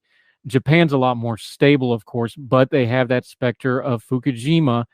But even with Japan, they're now talking about, and we have the Godzilla culture, of course, which Godzilla is the metaphor for screwing around with splitting the atom and blah, blah, blah. Even they are like, okay, we've got to get serious about this nuclear thing. That's kind of a tidal shift, isn't it? Yeah, it is absolutely. And with the accident in Fukushima was what many countries around the world experience as a wake-up call as to the dangers of nuclear power. But as you mentioned earlier, actually similar to 3 Mile Island, Fukushima was in many ways actually a success story for nuclear energy. No one died from the reactor meltdown. The only people that died were from the forced evacuation, and unfortunately, but that had mostly to do with a tsunami, not with the kind of inherent dangers of nuclear energy. But it spooked a lot of countries. So Japan kind of fully denuclearized. It inspired countries like Germany to also denuclearize. But what you're seeing right now, because of this crisis, the Japanese energy minister recently admitted that their 2030 climate emissions goal is based on restarting up to 30 nuclear reactors. Just by this winter, they plan to bring 9 nuclear reactors fully online so that they have enough energy to get through the winter. And so you're really seeing that the country that almost led this denuclearization, this kind of nuclear phobia around the world, is actually the one that is turning to nuclear out of necessity faster than anyone could have imagined. It's not just Japan, which is, of course, one of the leading economies and leading technology countries. Emerging economies, Indonesia, Vietnam, the Philippines, they're all investing in nuclear energy. There's also a subheading here, though, because we talk about nuclear energy as being a clean fuel, and we should, because I don't think you can honestly talk about environmentalism without talking about nuclear energy. I just don't think you can. But one of the world's greatest polluters in China, they're actually quietly starting to fund a lot of these foreign new nuclear energy products. That's going to be an interesting dynamic to keep an eye on, isn't it? Yeah, it is. And I think really what China is realizing as well is that um, reliable, affordable, clean energy is crucially important in the future, and no other source of energy provides it as well as nuclear does. And so they're investing hugely in building nuclear plants in the US. They've got hundreds of nuclear plants planned that are already being constructed, but they're not just doing it in the US, they're doing it in other countries as well, because they're realizing that if they can make these other countries reliant on Chinese built energy infrastructure, then the Chinese government has enormous leverage over them, very similarly to the leverage that Putin has over Europe right now. And so, really, we're seeing that China, a country that everyone looks to as like the worst emitter in terms of carbon dioxide, is now also one of the biggest investors in clean energy in the world, and we simply can't afford to fall behind on that. Yeah, let's bring this home to America. You just talked about Japan building more nuclear reactors. They want to build 12 of them. The opposite is true here. We're closing them. Since 2012, we've closed a slew of them. California is down to one. Diablo Canyon is actually the picture on your piece in the Wall Street Journal. Now, even California, as far left as it can get sometimes, they're even like, no, no, no, no, don't shut this thing down. You're going to crash the economy. We understand the 3 Mile Island stuff. This has really been mostly regulatory crushing of an industry when we talk about nuclear power, why we haven't built new ones since basically the 70s, right? Yeah, I mean, there was obviously after Chernobyl and then after Fukushima, there was a lot of apprehension. After obviously 3 Mile Island as well, a lot of apprehension about nuclear energy in the U.S. And so you have the regulatory agency in charge of this, which is called the Nuclear Regulatory Commission. And for a 30-year period between the 1970s and 2012, they didn't approve a single new nuclear reactor license, which meant that we didn't build any new nuclear. We weren't expanding or modernizing this crucial energy infrastructure. And even for the reactors that have been approved since, it takes years and millions of dollars to get anything through the NRC. Recently, there's a company called NuScale, which I also mentioned in the article. They're building a small modular reactor. In fact, the first commercial small modular reactor, but it took them 6 years and a 12,000-page application to get through the NRC. And they reported that they estimate it costs about $500 million for them to get their application and design certified. And that's just incredibly burdensome on any company that wants to build new technology and that wants to expand infrastructure in this country. And so we need to look at expanding making these timelines much faster, expediting the approval, but also making these regulations much more sensible so that we're not holding back this crucial energy source. And even with all Christopher Barnard joining us, even with all of that, we are seeing billions of investment in nuclear right now. Small modular reactors are kind of the hot ticket right now. Next generation, there's actually quite a bit of research into some stuff that's not ready to build, but off in the foreseeable horizon in the area of nuclear, especially, being able to maybe put it in like rural areas, things like this, a little bit more portable stuff. Bill Gates is involved in this. NuScale is involved in this. There's still, even with all that going on, I got to imagine if they're pouring billions into it, even with all that upfront cost you just talked about, even a modest change in regulatory would probably really open the floodgates on this, wouldn't it? Yeah, I mean, like you say, the private sector is very interested in investing in this, and also to the Biden administration's credit, they have been openly pro-nuclear, and you do have kind of a little bit more of a pro-nuclear bipartisan consensus on Capitol Hill, and so there are a lot of bills talking about how can we incentivize this, how can we make sure that we're leveling the playing field between different energy sources, because the reality is that nuclear is being left behind with a lot of policies that have come out of DC. And so I do think it is very positive, and many companies are investing billions into this advanced technology, including fusion technology, which is very exciting. So I'm very bullish on nuclear, but there are some important policy steps that need to be taken to ensure that we can actually build and build on time. you touched on it in your piece because you talked about anti-nuclear activists. How much of this is a cultural generational thing? Because we're now 30 some years post Cold War. People aren't growing up. Most of the, 30s and 40s and early 50s working adults, they didn't grow up under the fear of a nuclear weapon dropping out of the sky on them as the previous generation did. They didn't really grow up with a working knowledge, a fear of this stuff the way the previous generation did. You talk about the nuclear activists, that just isn't really that much of a thing now because people, I think, are a little more informed. Like we spoke about there's just no way you're going to have more electric everything without more electricity. And if you're going to have clean electricity, there's nothing better than nuclear. How much of this do you think is just going to be kind of a generational shift where the new generation doesn't have the priors and they have a little bit more knowledge of how it works? Is that kind of the thing that's tipping this all of a sudden, do you think? I think it's a little bit of that. I definitely, like, the polling does show that younger people tend to be more positive towards nuclear energy. Interestingly, men tend to be twice as likely to support nuclear energy as women. But broadly speaking, there is that generational gap, which I do think plays a role in this. But I also think, like what I was talking about before, just reality, just like cold, brutal, hard reality is forcing people to accept that this is something we need to consider, even if they might be apprehensive about some of the risks. And so you see Senator Dianne Feinstein from California was anti-nuclear for a lot of her career, wanted Diablo Canyon to shut down, and she's an older lady, and now she wants Diablo Canyon to stay alive because she realizes it's our only option. So that is really an important factor. And the final thing I'll mention is with these next generation nuclear designs and reactors, the small modular reactors is designs by NuScale or TerraPower, which is Bill Gates' company, or even Oklo, which they're building a micro reactor, which is even smaller. I think the image of nuclear as an old, outdated technology is changing to something that is forward-looking, that is exciting, that is innovative. And I think that as we build more and more of those reactors, and that's more the image of nuclear, you have to look up some of the images of the designs. It looks super cool and futuristic. I think that's going to help change some of the public perception as well. Also, let's go to a practical level to wrap this up because this is a lot of theory and this is a lot of, geopolitics and things like that, and people can kind of get lost in it. If you could do these small scale nuclear reactors, I'm thinking places like Appalachia. I'm thinking about the West where the population is very diverse and you need, just the physical moving of energy between two places, you lose a lot of it. The Pacific Northwest, places like this that have environmental issues.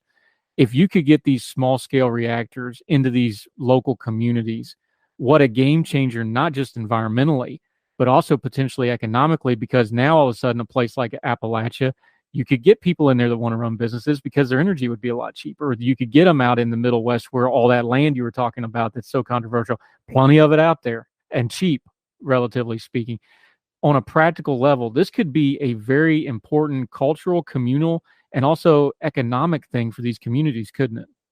Yeah, absolutely. And there's a really interesting statistic, which is that for old coal plants that are shutting down, 75% of the skills necessary to run a coal plant are directly transferable to running a nuclear plant. And so you have, like you mentioned, Appalachia and West Virginia, but also some places out west in Colorado and Wyoming and etc. You have old coal plants that are being shut down, partly because of economic reasons, partly because of climate and pollution reasons. And there's still that infrastructure. There's still that skill set. There's a community built around it. And if you can transfer that community to retrofitting a nuclear plant, a small modular reactor on that old coal plant, 75% of those skills are transferable. So those people can learn the extra skills and just be directly plugged in to what they've been doing for a long time, which is supporting energy in their community. And that's an incredible economic boom, but also it'll help with a lot of the mental health and other problems that we're seeing in a lot of those communities that are being left behind. The final thing I'll say on that is states are starting to wake up to that. West Virginia recently repealed its ban on nuclear energy. There's Idaho, which are building NuScale's reactors. You have Wyoming, which is commissioned a study into retrofitting coal plants with nuclear energy. And then I actually testified in front of the Colorado Senate a few months ago in favor of a bill that was being introduced to perform a similar study in Colorado about the future of small modular reactors. Unfortunately, the bill got tanked by some anti-nuclear Democrats in the Colorado legislature, but I'm sure they'll reintroduce it, and hopefully there'll be another opportunity to kind of show how important this is. And given the current context, it stands a better chance of passing this time. Yeah, Christopher Barnard, outstanding stuff today. Let's get to the really important issue here, though. This is a heavy topic, but there's something more important. You're half American, half Belgium. I've got a foolproof way to know which half overtakes the other half here. Pomade Fritz, are we going mayonnaise or ketchup? Got to be ketchup. Oh, so the American side wins out. That's French fries for those of you from Logan don't know what we're talking about. These things are amazing. But over there, if you order fries, you get mayonnaise with them. They don't give you ketchup, do they? So I was really curious. Well, interestingly, there's a type of ketchup which actually came out of Germany, but it's very popular in the Netherlands and Belgium as well, which is called curry ketchup, which is kind of like a spicier form of ketchup, and that's the best. I've got it. I got the green topped ones though, because that red top one's a little rough with all my GI issues, but I've got it in the cabinet. I got to get it off Amazon. I love me curry ketchup. I love to throw, especially like a bratwurst or something on a bun with curry ketchup. Exactly. That's the stuff. Big fan of curry ketchup, something I brought back from Germany. Works is the brand, I believe. But yeah, make sure you get the green one. The red one's got a little kick to it, the red cap ones. But yes, sir, that's in my pantry right now, I promise you. Christopher Barnard, we're going to have you back. Fantastic information. Love talking to you. This topic is just, I especially, like we said, winter's coming. This is going to be a big, big topic as winter rolls around. Let folks know where they can follow you until we get you back on Heard Tell. Again, your social media, where you're writing, and what you've got going on, my friend. Sure. So you can follow me on my Twitter at Chris Barnard DL. So you can just see a lot of my writing will be there. Also, the organization I work for, the American Conservation Coalition. You can look us up online. Also on Twitter, it's ACC_national. So a lot of our work will be there. And yeah, we're just very excited about promoting nuclear in the future, but also just broad common sense energy and climate policies that balance economic prosperity with protecting the environment. I think that's something that most Americans can get behind. So yeah, check us out and support us if you want. Yeah, we've had a couple folks associated with ACC on. They're always great. That old term we used to use, stewardship of the environment, it's something that's catching on in conservative circles in practical ways. Y'all do good work. We greatly appreciate it. Get into that curry ketchup, folks. It's real complicated. You take ketchup and you put curry powder in it to taste and mix. Very hard to do. Let it sit a little while. Christopher Barnard, this was great, sir. Really appreciate your time. Thanks for coming on. We'll talk again real soon. Thanks, man. Yes, sir.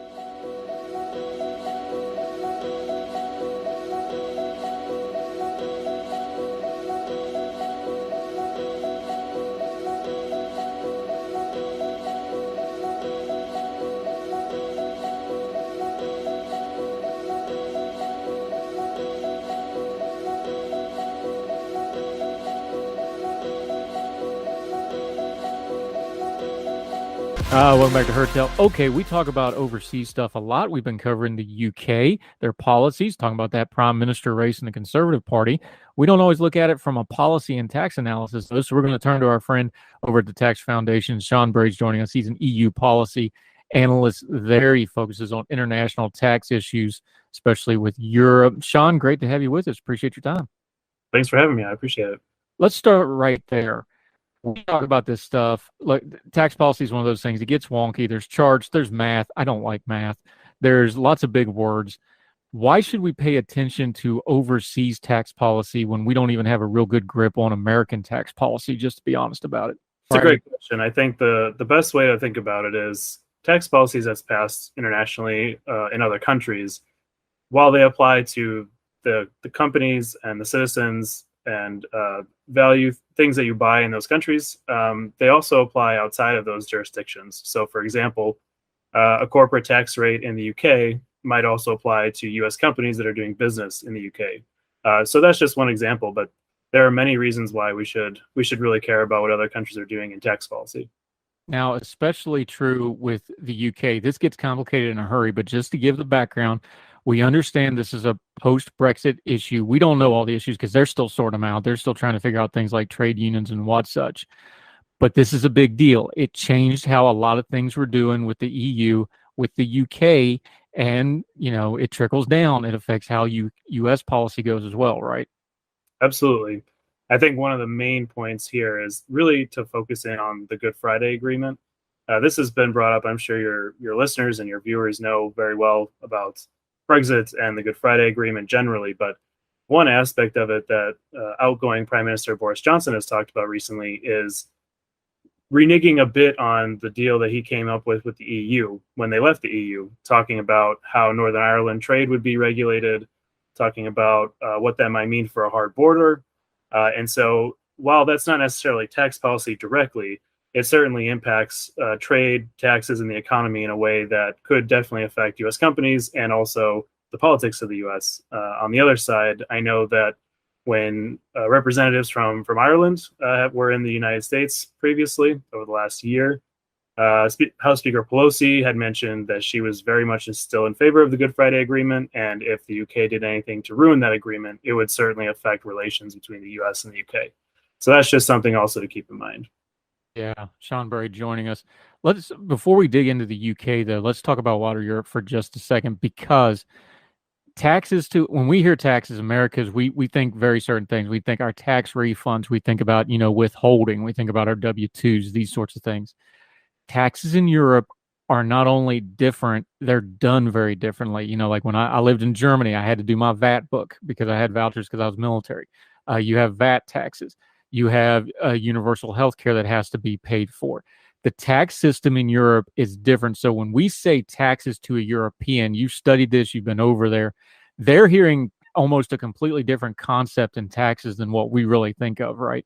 Yeah, I think in Europe, the concept of taxes is less about should the government have a role in my life, for example, in healthcare or in transportation policy or in things that Americans might not think about so much as being the role of government.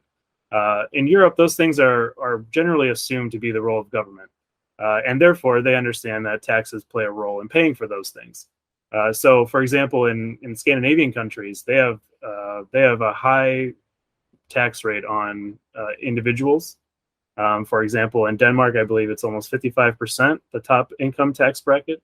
And that applies to 1.3 times the median the average salaries in that country. So equivalently, if you made over $82,000 in the United States, you'd be being taxed at 55% of that income if you lived in that country. However, they also understand that those tax dollars do go to benefits that they receive on the other end. And so I think Americans generally are a little more skeptical of giving so much money to the government. And that might also be because they don't necessarily see all the benefits that Europeans do on the other side. Yeah, Sean Bray from the Tax Foundation joining us. Give us a big picture overview, though. Of course, the EU, based mostly out of Brussels. You have Germany, which is the economic engine that drives the EU. The UK stepped out of it. The EU, the UK, America just kind of stack up their various tax policies against each other. Who do you think's getting it right? Who do you think's struggling a little bit tax policy-wise between those three? So the Tax Foundation actually does what we call the International Tax Competitive Index every year. And this ranks the competitiveness of all OECD countries' tax systems, including obviously the United States, the UK, and Germany. And the UK actually ranked 22nd on that list out of 37 OECD countries. And the problem wasn't necessarily their rates. It was more their tax base.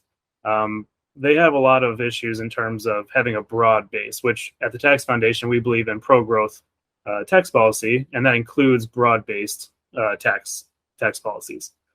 So Germany definitely has a more sound tax system than the UK, for example, when it comes to competitiveness, and that's reflected in their export-oriented economy. The US, after the 2017 TCJA, the Tax Cut and Jobs Reform Act, that was passed under President Trump, that really moved the United States up on our competitive list. So I think at this point, each system has its benefits, each system has its downfalls, but the UK of the three probably has the most work to do at this particular moment, which is why this election in the UK is so important.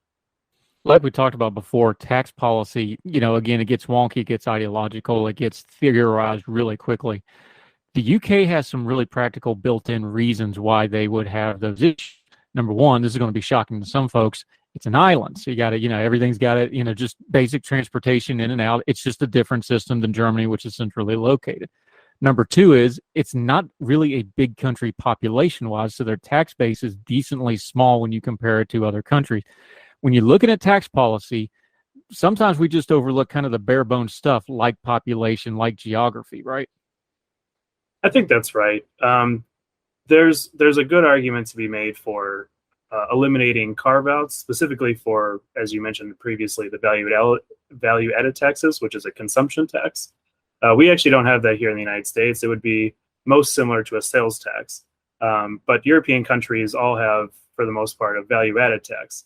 And one of the big questions when it comes to value-added tax reform is whether they have, how many carve-outs they have. So, for example, in some countries, when you buy groceries, if you're under a certain policy, for example, in a high inflation time period, some governments will pass VAT carve-outs, and so you won't get taxed on those particular things. I think the closest thing here in the United States would be the going back to school tax holiday, where you remove the consumption tax for going back to school goods. So in the UK, that's really where they should focus as well, is understanding that carve-outs and therefore not having as broad of a base can be a big issue. So these carve-outs, though, talking to Sean Bray Tax Foundation, these carve-outs, though, obviously, that's not only a powerful policy tool, that's a powerful political tool because you're really putting the government thumb on certain things, not always in a bad way, sometimes in a good way, but that's a lot of political power on top of being an economic indicator also, right? For sure. It is certainly government intervention into the free market, if you want to look at it that way. As you mentioned, there are reasons to do it. There are certain products that you can make an argument for, but oftentimes governments use it as a political tool, either right before an election or during times of high inflation that sometimes are caused by those government policies themselves. And it's important just to realize that VAT income tax or VAT taxes is one of the most stable revenue sources for our government. So every time that you add another carve out on consumption, the government will have that much less of a stable revenue source to later draw on for social spending. Yeah, I think it's an raise here because I don't know the average consumer taxes as a revenue stream. They just look at it as something they do. They may look at their tax check where they get their refund.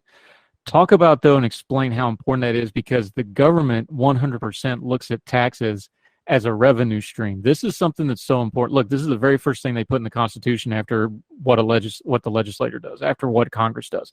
The very first thing they did, and the reason they had to make the constitutional system out of the Articles of Confederation, was over how to tax and how to raise revenue for the government. That's what our whole system of government was based off of. Talk about just for a second, because I think this is a real basic concept, but if you're going to talk tax policy, we really need to get a good foundation in what that means, that this is a revenue stream first and foremost, right? Absolutely. I think that's really when people ask me what I do for my job, they assume that I'm a CPA, which I'm not. And that's because many people view taxes through, as you had mentioned previously, through an individual lens. What does it mean for me? What does it mean for my paycheck? How much money am I paying to the government? But people generally don't think about the tax system as a whole. And as you point out correctly, the tax system is a revenue source, and it's all about how the government can raise revenue. This can be considered sort of a dirty word in the United States sometimes. People wonder why the United States needs to have revenue. Why should the government need that anyway? But in Europe, it's more understood that the government needs revenue. However, at Tax Foundation, there are better and worse ways to raise revenue. For example, we see that corporate taxes on corporations is one of the least efficient ways to raise revenue for the government because it slows down investment, it slows down economic growth. And so therefore, we tend to rely more at the Tax Foundation on policy choices that focus on consumption taxes and other broad-based principal tax policies that can raise stable revenue even through a downturn, because that's when the government actually needs the money the most, when they're paying out in benefits during downturns. Yeah, Sean Bray joining us. We're going to get into the UK in just a second, but since you just brought it up, it's on everybody's mind, so let's just go there. Words like inflation, words like recession. people don't automatically start thinking tax policy, but tax policy has a tremendous effect on these things because, again, main revenue stream. So when you start talking about fiscal policy, you got to talk about the revenue stream, just like you're balancing your budget at home, although we know the government doesn't do a great job of that. What is the role of tax policy in a debate like this? We just did the Build Back Mansion, or whatever you want to call the Inflation Reduction Act, which we can debate whether it's going to reduce inflation or not, but this was a piece of it. How are we going to tax corporations? Tax policy in a time like this is really important, isn't it? It is absolutely important. As someone from the Tax Foundation, I think we think it's always important, but for the general public and the general debate, this was talked about a lot in the Inflation Reduction Act. As you mentioned, Joe Manchin finally came around to supporting it, as well as Senator Sinema. And the book tax that's a part of this bill that just signed by the president. We, in our estimation at Tax Foundation, our federal team has gone over the numbers with our modeling tools, and they show that there's minimal to no inflation reduction in the longer term. We think this is a problem for the economy generally, because inflation hurts a lot of people in a lot of different ways. It's basically a tax on everybody. So tax policy does play a large role in this, and there are certain taxes that increase inflation and some that decrease inflation. And so it's just a matter of balancing those out in certain times of inflation, and also looking at the short to medium windows of a given policy. Now, Sean Bray joining us. All right, we're going to take a quick break. When we come back, we're going to get into the UK. They got a little bit of a political race going over there, who the next prime minister is going to be. One of the top issues they're talking about in these debates in Hastings, taxes, over and over again. Why we should care, why we should pay attention to it. We'll also loop back, talk a little bit more about American tax policy. Sean Bray from Tax Foundation joining us on Heard Tell. More with him right after this.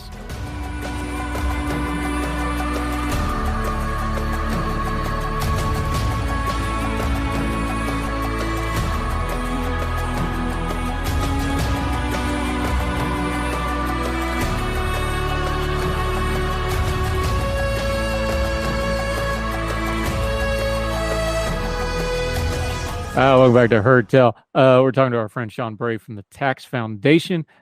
Sharp guy, has been overseas. Knows, I'm told he speaks French and Deutsch, but we're not going to test that because I've had a head injury since then, and my Spreckensy isn't what it used to be, my friend.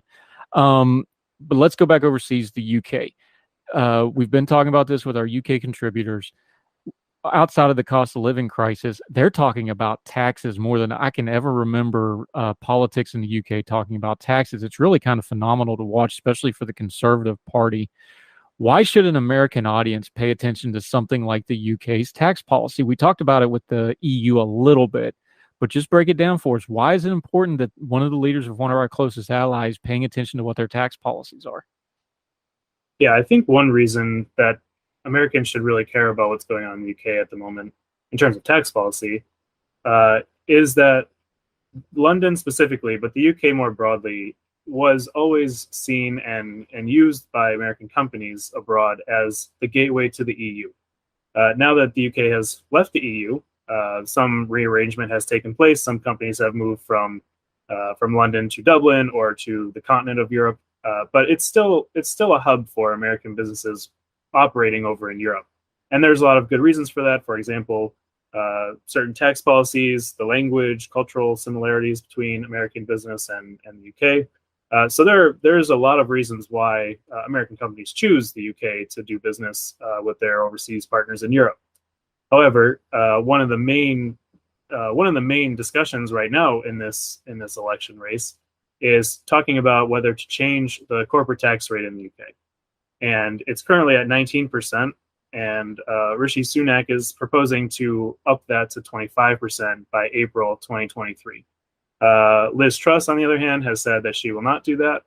And so it's really a question of how competitive the UK business climate is going to be going forward, which obviously directly impacts US companies and their investment decisions and where they locate in Europe.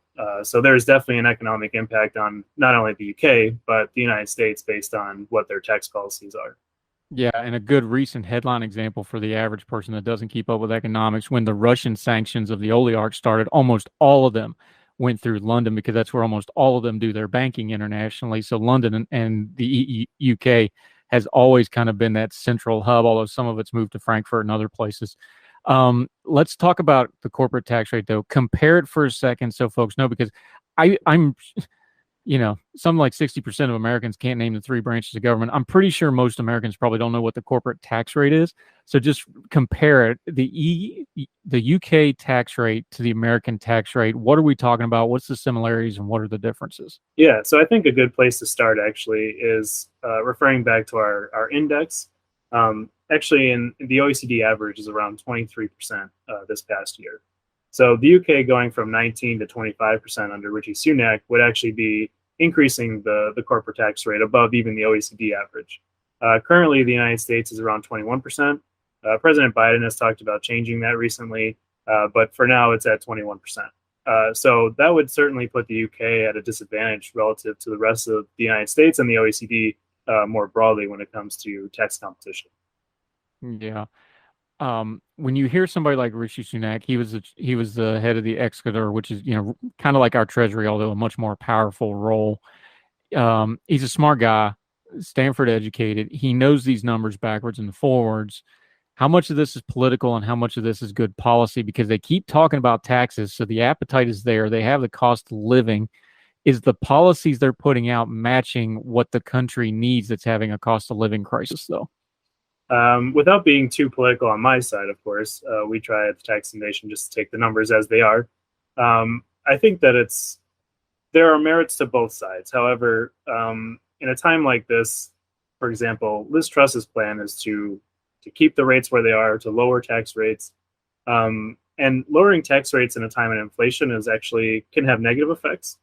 However, on the other side, for Mr. Sunak, if you're going to raise taxes, especially on corporations, that can dampen growth and dampen investment in the UK in the short to medium term. And so once inflation hopefully goes away sooner rather than later, you might end up with a UK that's uncompetitive and can't draw as much investment decisions in the UK as it once would have done. So I think on both sides, of course, these decisions are political, but even from an economics perspective, they both have their benefits and negatives. Yeah, Sean Braid joining us. Let's zoom back out to the EU. You've wrote about this before, the corporate income tax rates in Europe more broadly. No real surprises here.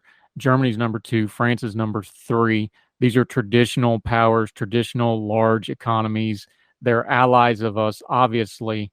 As this new EU post-Brexit emerges, and especially with events like with what Russia and what's going on in the UK, especially with Russia and what's going on in the Ukraine, does the EU itself need to review its tax policy structures, both corporately and as a unit? Because obviously the world is kind of changing around them a little bit. Where are they at on tax policy as a combined EU?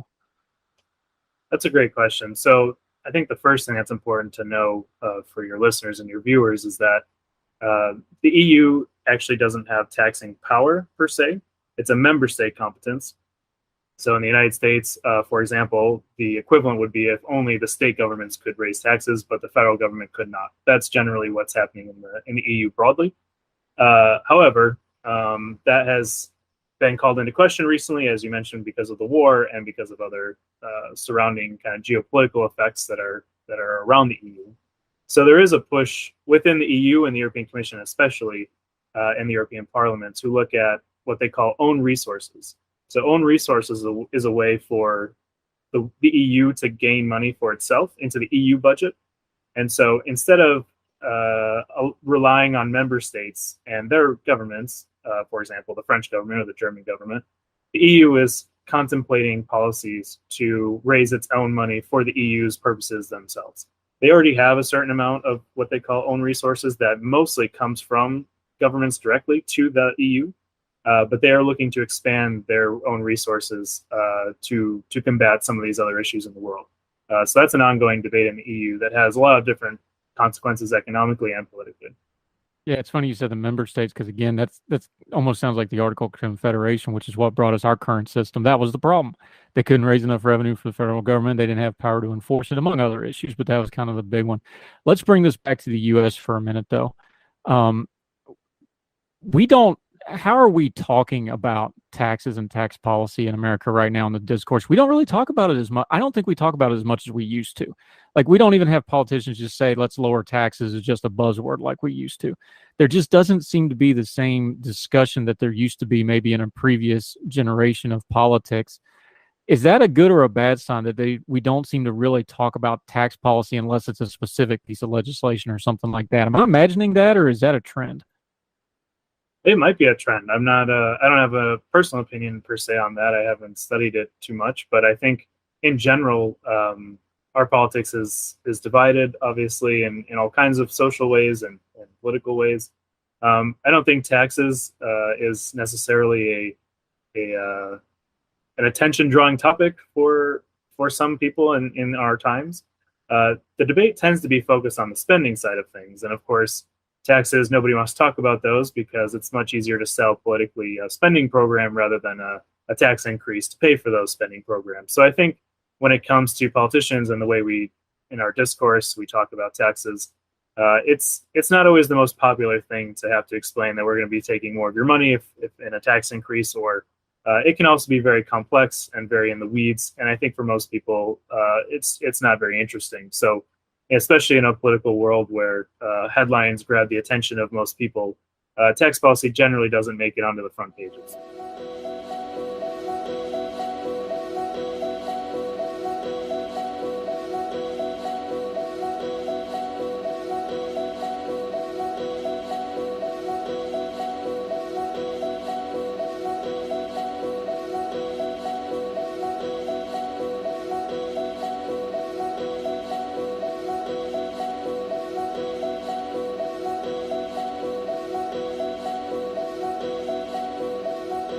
Yeah, Sean Bray joining us. All right, the downside of that, of course, is I'm not great at math, but I do understand our fiscal house as a nation is not in particularly good shape right now. Unless we cut spending, rein in government, and or something really strange happens, at some point taxes are going to have to go up just to balance the sheets in here. Is how do we have that conversation with the average American citizen, do you think? Again, taxes and tax policy, that's one of those wonky things that you just said it. People don't really want to talk about it because they don't like it, number one. And number two, we have a ridiculously complex system. How do we start having that conversation, though? Because there's also this reality bomb coming down the road that at some point the tax system that we have is insufficient to the government we have. That's just kind of a basic math problem, right? Yeah, I think one way that we at Tax Foundation like to talk about taxes is in a pro-growth manner. And so we have principal tax policy ideas that we advocate for, that we try to educate policymakers on. And all of our policy ideas really point in the direction of pro-growth, economic opportunity. And so I think that's a way of talking to the average person about tax policy, is when you have a tax system that not only generates the right amount of revenue for the government based on its spending bills and its spending programs, but also a way that encourages innovation, encourages investment, stimulates job creation. I think that's something that most Americans can easily relate to, and I think in general think it's a good idea. I don't know of many people who would say I want a tax regime that discourages businesses from creating jobs that I might be able to apply for in the future. So I think talking about it in ways that really relate to the average person and what it means for their family, what it means for buying food, putting it on the table, I think that's where policymakers should really start talking about taxes in a layman's way. Yeah, and in that vein, Sean Bray joining us. How detrimental to the conversation is it when we buzzwords things like, oh, corporations pay their fair share? Well, of course, everybody wants that, but that doesn't actually mean anything when you go to write a policy. It's just kind of a buzzword. Tax the rich, deadbeats that aren't pulling their own weight when it comes to individuals. When you're talking about policies, though, the way we've become a buzzwordy social media debate society, that's not really helping anything, is it? Not really. For example, actually in the EU, they have what's called the fair taxation kind of approach as we speak. This has come into the debates about proposals on wealth taxes, talking about corporate taxes, increasing them specifically on American companies, not only in the just general sense, but also in the digital space, talking about the tech companies that operate in Europe that are American. And so this is an ongoing conversation, and not only in the United States but also in Europe. And I think it's important to understand that many journalists write articles talking about, for example, how much money Amazon paid in taxes last year. And a lot of times that misrepresents the actual way that taxes are paid. That's a lot of the times you have to consider, for example, in our tax code, we have incentives to invest and to buy machinery and to build factories. And we give tax credits for those things to businesses. So usually journalists tend not to focus on those, and they rather focus on the top rate, which can be lowered based on incentives that our tax code gives companies to invest rather than pay taxes directly to the government. So I think it's important to always have a context when you're talking about tax policy and rates and effective rates, especially when we talk about corporations and their fair share, or wealthy individuals and things like that. It's not to say that people shouldn't pay their fair share and they shouldn't do what the law requires them to do, but I think it's important just to understand that there are ways of reducing your tax bill overall that are productive for the economy and that are encouraged by our tax code legally. Yeah, let's round this up with a little practical application. People are scared because the economy is a little uncertain right now. It may not be as bad as some people think. It's bad for some people, but not others, which is part of the problem. And while we have weird economic numbers like, labor shortages and low unemployment at the same time, people are confused, and that makes them a little scared sometimes. What's a practical way, something they should be watching for either in the media or in government reporting when it comes to their taxes that they should be actually watching out for? Turn the noise down for us a little bit. What's something in a government policy? Maybe it's something in the Inflation Reduction Act. Maybe it's something that's policy-wise coming up. It is an election year, so people are talking about lots of policies. What's something people should be really paying attention to and watching for their own sakes going forward here in the next near future? I think one of the most important things that the average person can watch for, that doesn't necessarily apply to them directly in terms of income taxes, but something that's been talked about a lot is how we treat investment decisions and how we tax those decisions. One policy that I think everyone should be watching out for, especially in an election year, is how they will treat full expensing in the tax code. And full expensing is really a good tax policy for pro-growth. It's principled. It allows businesses to recoup a lot of the tax money on their investments that stimulate jobs, that stimulate economic activity, and generally do much better for the economy. So I think that's something that's been tossed around a lot in these discussions with Build Back Better and now the Inflation Reduction Act. The president and Republicans have been going back and forth about how to treat full expensing in the tax code going forward. And so I think that's really important because full expensing is a good way to stimulate growth, stimulate the economy, create jobs, and is very efficient in that sense.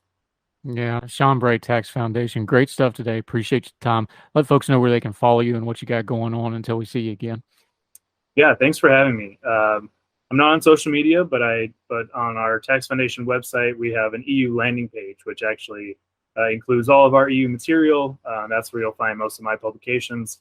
And I look forward to coming back whenever you'll have me. Yep, we threw a lot of hard questions at it, and you answered them so well that even I understood most of it. There's a couple things in there I'm going to have to go Google. I'm not going to lie, some of the policy stuff. But we will link to all of this in the show notes, including his writing. Make sure you read it all in full. Sean Bray, Tax Foundation, thank you so much for the time, sir. I appreciate it.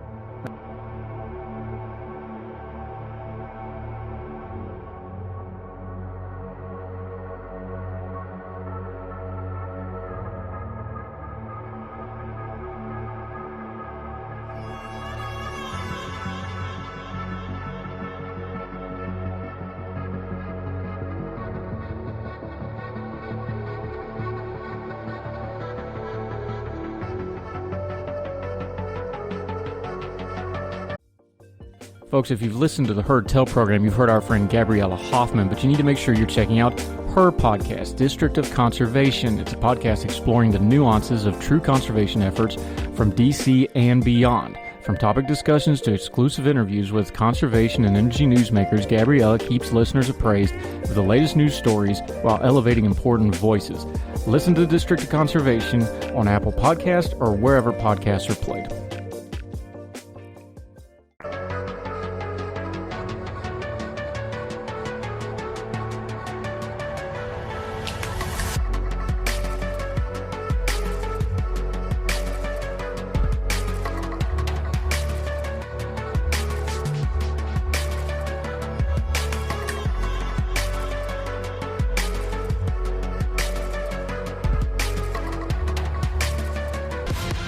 Welcome back to Hertel. Okay, we've been talking about this for a while. We're probably going to continue to talk about it because obviously nothing legislatively is going to be done about it. That means we may be looking back at White House action.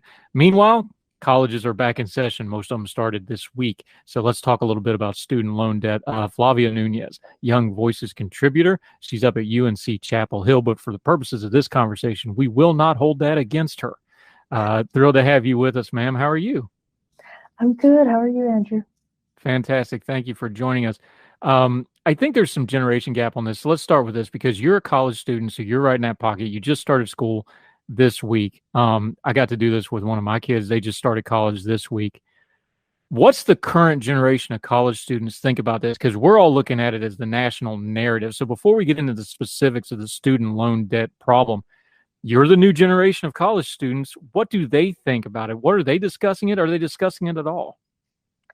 That's an interesting question because I do think it depends on the college student. A lot of high school students, at least seniors, are worried a lot about getting into the private schools, the elite schools, and really the price tag that's tuition, room and board.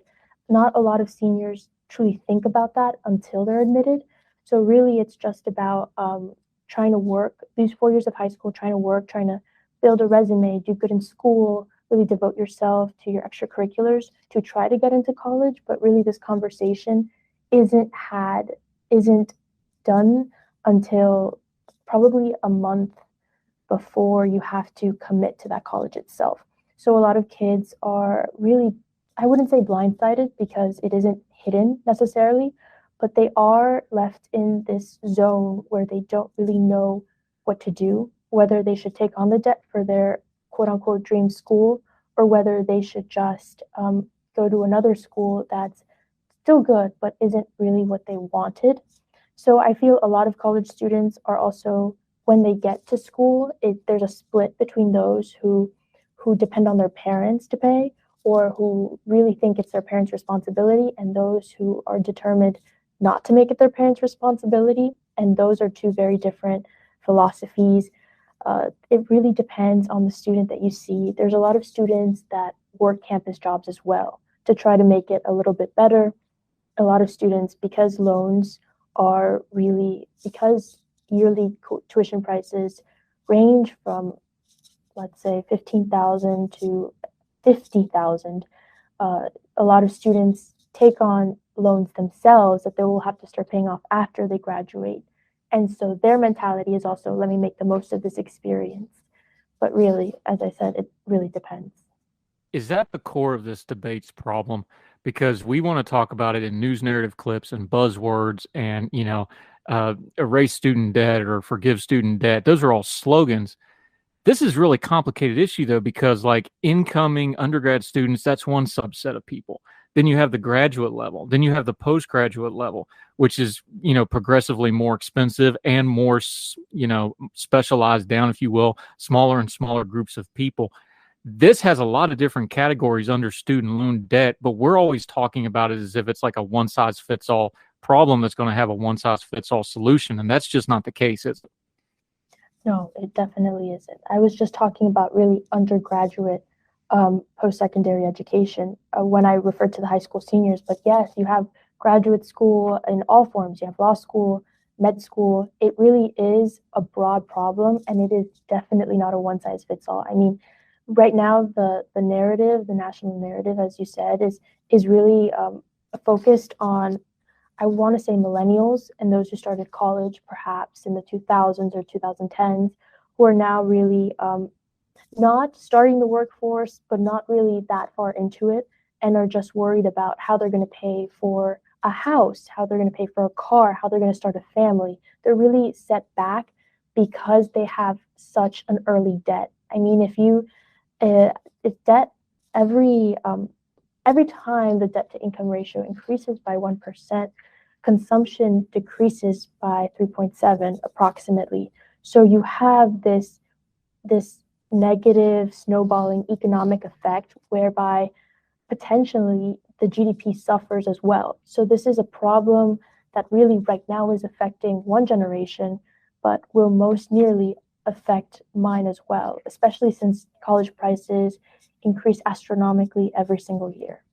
Yeah, and we're going to get into those numbers with you in a minute, according to the piece you wrote at Chalkboard Review as well. But I have to ask you, because you're talking about generations, and you're of this generation, so maybe a lot of people haven't heard from your generation about this.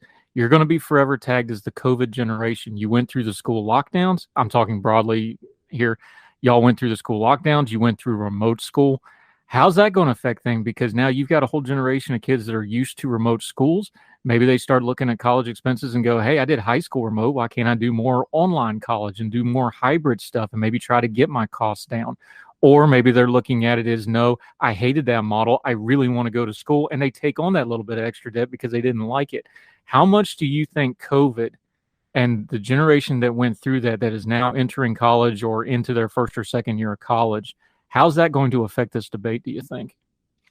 I think, honestly, from my personal experience and speaking to other college students my age, it's this like feeling of wanting to get out after so many years in your room doing school. You really lack that necessary social interaction that a lot of high school students depend on. Oh, let's go to after school to this ice cream store, or let's hang out, or let's have this party. A lot of people miss that connection. And when people think of college, mostly they think of the academic component, how well the professors are, the class to the professor to student ratio. But a lot of the time, they're also a big factor is sports and social life, especially for the university that I'm in. School spirit is a big thing. And so are parties. And I feel like that's almost a focus. After so long indoors, young people just want to get out. And college, I feel, referring to your question, yes, I believe that makes people even more willing to take on that extra debt, because they think that it will pay off in not just the long run, but the short run. Again, this is really a decision that's made for high school students in relative terms about a month. So you get accepted and get your financial aid package about a week after, if not immediately after you get accepted. And after that, you have approximately a month to decide whether to pay that amount of money. And a lot of the time, you don't really think it through, especially at 18. You don't have all of your cards in order, all the chess pieces on the table. You don't really know if you're going to finish that degree. I mean, 38% of students or borrowers who were students at one point did not finish their degree. So what they worked forward, they didn't really gain the positive effects of it. So you start life with debt and not with necessarily the things that you expect a college degree to give you, like a higher paying job, more stability in life. So yeah, I feel like COVID does really change the mindset of my generation. We really want to go to college not just to learn, though some of us prefer online classes because of their easier nature. We go to college to interact with others our age.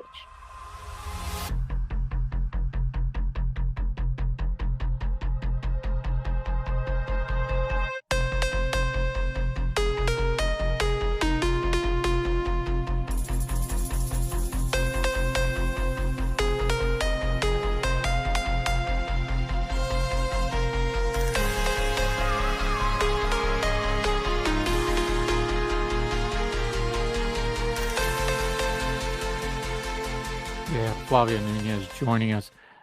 You just mentioned it, so let's just go there. There's no ducking that this is a business model for a lot of people, including the schools, including others. That debt you're taking on, you talked about that narrow window from the time you do your FAFSA, you get your acceptance letter, you've got a very small window to decide whether you're going to do debt or not. And there's a tremendous amount of pressure because now you've gotten in, are you going to go, that sort of thing. This is an age group. You're taking on debt. They would not give you a car loan at that age with your background. They're not going to give you a house loan. They're not going to give you probably any loan of any kind. And yet you're allowed to take out student loan debt. People accuse it, I've used this terminology too, that because the entire K through 12 system is designed to be a funnel to higher education in America now, this seems very, very predatory. Is there any other way to describe that, especially when you start talking about the realities of that narrow window where the kids have to decide that, considering this is the only kind of loan of this version that they would be allowed to get legally, and yet we let student loans for these young people go. It feels predatory, it looks predatory, and then when you start looking backwards through the student loan debt crisis, it really doesn't seem fair to the kids or anybody else. Am I missing anything there, or is that a fair way to adjust that? I mean, I do believe that that's a word that can be used because a lot of students, like I said, they're 17, they're 18. But when they think college, they think, oh my God, I'm going to be free. I'm not really going to have pressure from my parents anymore. I'm going to have a lot of this independence. And there's also this ranking list and the idea of prestige and how much prestige counts for. So there is a lot of pressure, most definitely. I mean, there's also pressure from family figures as well because the FAFSA and the other financial aid applications cost money in and of themselves. I mean, personally, I paid close to $1,000 in financial aid applications.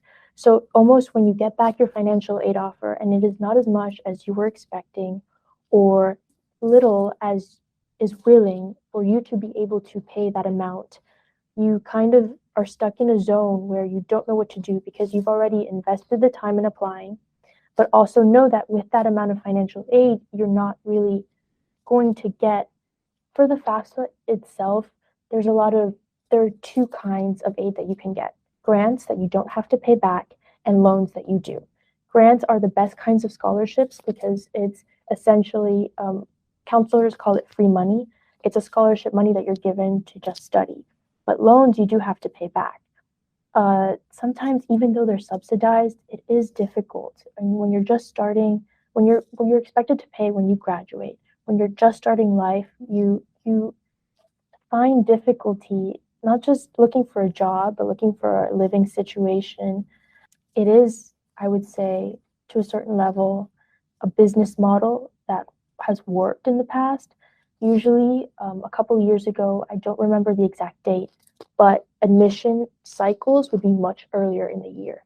And so students had a much broader window to see their financial aid offer and call the financial aid office and appeal for a new decision. There used to be a broader window, but that isn't really, as you can tell, as profitable for colleges.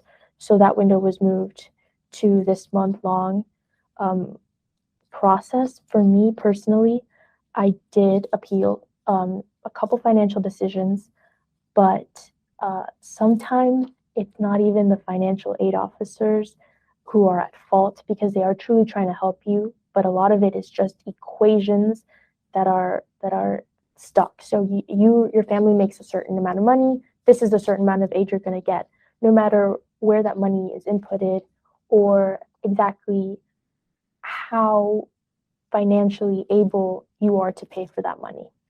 I think the root of the problem really is the large amount of money that college costs these days. I mean, it's an amount that is so large for an intangible object. I don't really think that there is anything that costs as much because at least for housing, I mean, a house costs an exorbitant amount of money, but it's a physical property that you're going to get. You know exactly what's going to happen right off the bat. For education, it's an investment in your mind, in yourself, but you never really know how that's going to turn out. Yeah, Flavia Nunez joining us. This is why I wanted to discuss this before we get into the numbers and break that down, because that's the part everybody focuses on. They don't focus on the people problem aspect of this. So everything we just said, talking about it being somewhat predatory, talking about the business model contracting it down, there's more and more money, there's more and more pressure to get more money, that shrinks the windows, everything you just said. One of the largest vocal critics of student loan debt forgiveness is the folks that say, well, it's personal responsibility, nobody made you sign the loan. I understand that. I agree with that in principle. But how do you put a human face on that too? Because like we said, this is an age group that wouldn't get a loan for anything other than this. Where do you balance that out? Because yes, you have personal responsibility, but this isn't happening in a vacuum. This is happening in a sequence of events where there's a lot of pressure put on these very young people to take on this debt. What do you think the ratio of personal responsibility to the system is here? I feel, yes, there is some level of personal responsibility because nobody is ever pointing a gun at your head saying, take on this loan or else. So it is your decision, and you are technically an adult because most people take on this loan at 18. Some people are not. Some people take on this loan at 17, or some people go to college at 16. But at the same time, you are making this decision when your frontal lobe isn't really developed yet either. So, I mean, you can't drink until you're 21, and yet you can take on hundreds of thousands of dollars in debt that will affect your life starting at this young age. So I feel like personal responsibility is definitely a factor, but it, like you said, it is this, there's definitely somebody taking advantage here in a way that we've seen throughout history. I mean, there's always going to be somebody who pays for a service. And in this case, the service is one that a lot of students don't really know. I mean, when you're 18, what you've lived is barely anything at all. You don't really know what it is to be an adult yet. You've lived with your parents or parental figures, and so you're off in a new place, worrying about, let's say, doing your laundry for the first time or doing the dishes, maybe not for the first time, but definitely on your own. And just you don't really realize like how much money it is to take on at such a young age and how much time you'll be paying it back. And so you depend on other people a lot of the time to tell you what to do because you respect older figures. So it really depends on the people also that you're surrounded with. The responsibility also lies on them. So I feel like for those who are saying that it is, I guess, it is the fault of whoever signed the loan, I understand, but at the same time, it's the influence around that person and the institutions who have this model going forward. How much does that ratio change when you start talking about a 25-year-old or a 30-year-old, that age group that's going to do grad school or post-grad school or doctorate work, things like that? Does that calculus start to change a little bit as you get more older? Like you said, those are younger people. These are people that are more established in the world, know a little bit more. They've gone through the undergrad process, so they know the machinery of it, because college is a machine. You're a cog in it. That's just what it is. Does that calculus change for those folks because they're the ones that have the ability and a little bit more platform and a little bit more noise to make noise about things like student loan forgiveness that we hear from more often? Yeah, most definitely. I feel like for undergraduate, there's a lot of more options if you don't want to take on debt. There are a lot of community colleges available.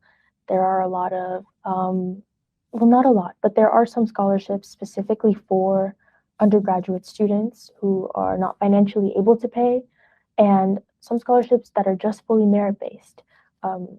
There's a lot more leeway for undergrads than there are for graduate students, I feel. And while some undergraduate students have their debt paid for by the employers they're going to work with, if they work with them after a certain time, a lot of graduate students, I feel, are left with no choice. They really do have to take on this loan, or if not, they won't be able to do the things that they necessarily want to do. Be a researcher, work in academia, become a lawyer, become a doctor.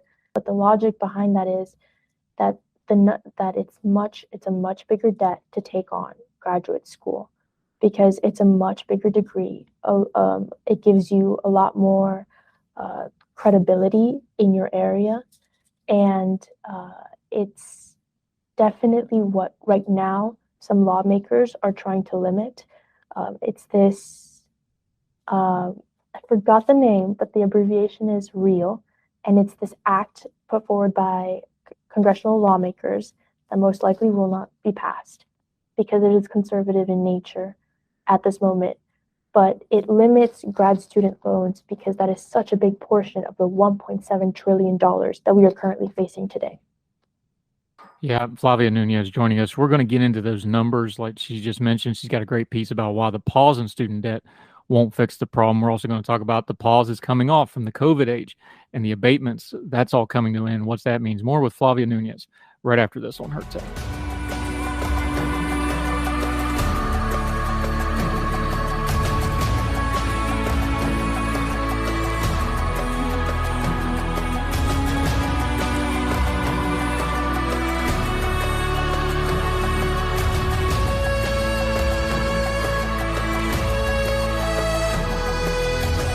Welcome back to Heard Tell. I'm Andrew Donaldson. That's Flavia. We're talking student loan debt forgiveness, but also how that debt comes, trying to put a human face on it, not just talking the numbers of it. You've got a great piece up about at the chalkboard review about pausing student debt won't fix the problem. We understand during the COVID age, they paused student debt. Right now, the official listing for how much student debt is over 90 days is only at 5%, but that's a false number. And it's a false number because they paused everything. That pause is getting ready to come off. The COVID era funding is getting ready to come off. Practically speaking, what is that going to mean? So right now, Biden has promised to announce a permanent solution for this $1.7 trillion problem. So because the student pause it started during the Trump administration, it's been extended 7 times for over 2 years. So as it's set to end this August, there's a lot of pressure on the White House to make a definite statement about student loan cancellation, which they ran on during the elections. So his plan right now is to cancel $10,000 per every eligible borrower. When I mean plan, I mean this is what has been discussed, what has been hinted at, but nothing has officially been said. He wants to cancel $10,000 per eligible borrower, which is anybody making, I believe, less than $150,000 a year. When that happens, there's, as you can guess, a lot of contention whether this is a good idea or a bad mistake. But at the same time, this idea lacks support from both sides of the aisle. Cancellation on a broad scale is not really seen as acceptable by the right and is not really enough. $10,000 is not enough for the left to be able, they believe, to make everybody who has student loan debt stand on an equitable basis. So I feel as if the decisions right now at a standstill. Biden promised to have answers by April, but that didn't necessarily happen. He promises to have answers by August. That could or could not happen. If it does, the Education Department has already a plan in place. Leaked documents show that they have plans to expand borrower defense to repayment and really streamline the process of broad cancellation for more and more students. What that means is we can't really necessarily say or know, but taxpayers will be taking the brunt of it as these loans are funneled through taxpayer dollars that are expected to be repaid to the government. And when they're no longer repaid, it's just the people that foot the bill are not ones who have a say in the game. And the pressure on them, because let's be adults here. We understand what's going on. We've talked about the postgraduate debt being kind of a separate beast from the undergrad debt. That class of folks, predominantly, we don't want to get too far here, but predominantly it's going to be a different class of people than some of the undergrads that are taking on debt. These are people that have more influence. These are people that are more established in their careers probably. They're probably in a little bit different social standings. That affects this, right? Because one of the criticisms of wide student loan debt is what you talked about earlier. The postgraduate debt is a different beast than the undergraduate debt. It's a different group of people. Who is it? But that's also the group that's got, the political power and the social media platforming and the media platforming, because let's be honest, the media, almost all of them are college graduates and that sort of thing. Is that where this pressure is really coming from, or is it more organic than that? No, most definitely. I feel like it would be a little naive to think that those who are pushing forward, who are making a student debt cancellation a broader topic, a broader point of discussion, don't have a personal say in the game. It is very likely that those who want student debt to be canceled have a lot of student debt themselves, and very likely that those who don't want student debt to be canceled do not have a lot of their own. So while you could stand on each topic as, like, let's say, a political view or an ideological view, like you're just against having the government play a broader role, and so because you lean typically conservative, or you just want better welfare because you lean typically left, there is, I feel, as with a lot of things, but especially with the student debt crisis, a personal reason to be involved. Because if you fight on, let's say, if you really expand this topic on and have a large voice, a large journalistic voice on social media or in the media itself, and are able to reach more people or reach lawmakers or influence the Biden administration in any way, you stand to gain a lot in terms of how much, let's say, student debt you will not have anymore after that moment.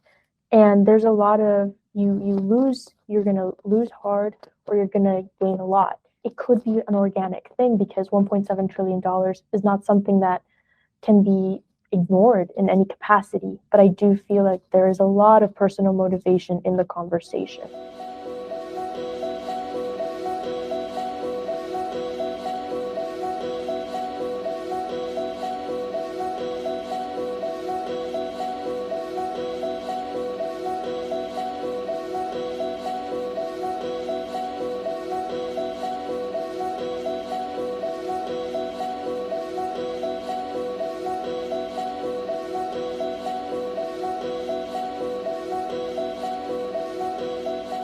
We've been talking mostly, and I did it on purpose. We wanted to start with the personal side of this because this gets real buzzwordy, gets real sloganistic. But you and in your piece, we're linking to it as always. Please read the piece in its full at Chalkboard Review. We've got the links in the show notes. We've got to deal with the root cause, which is about as impersonal as you get, the institutional structure of how all this is designed. And you touched on it in your piece. The root problem with the student loan crisis is also the root problem with education, higher education in general, the astronomical cost. College is 4 times easily more expensive than it was 50 years ago.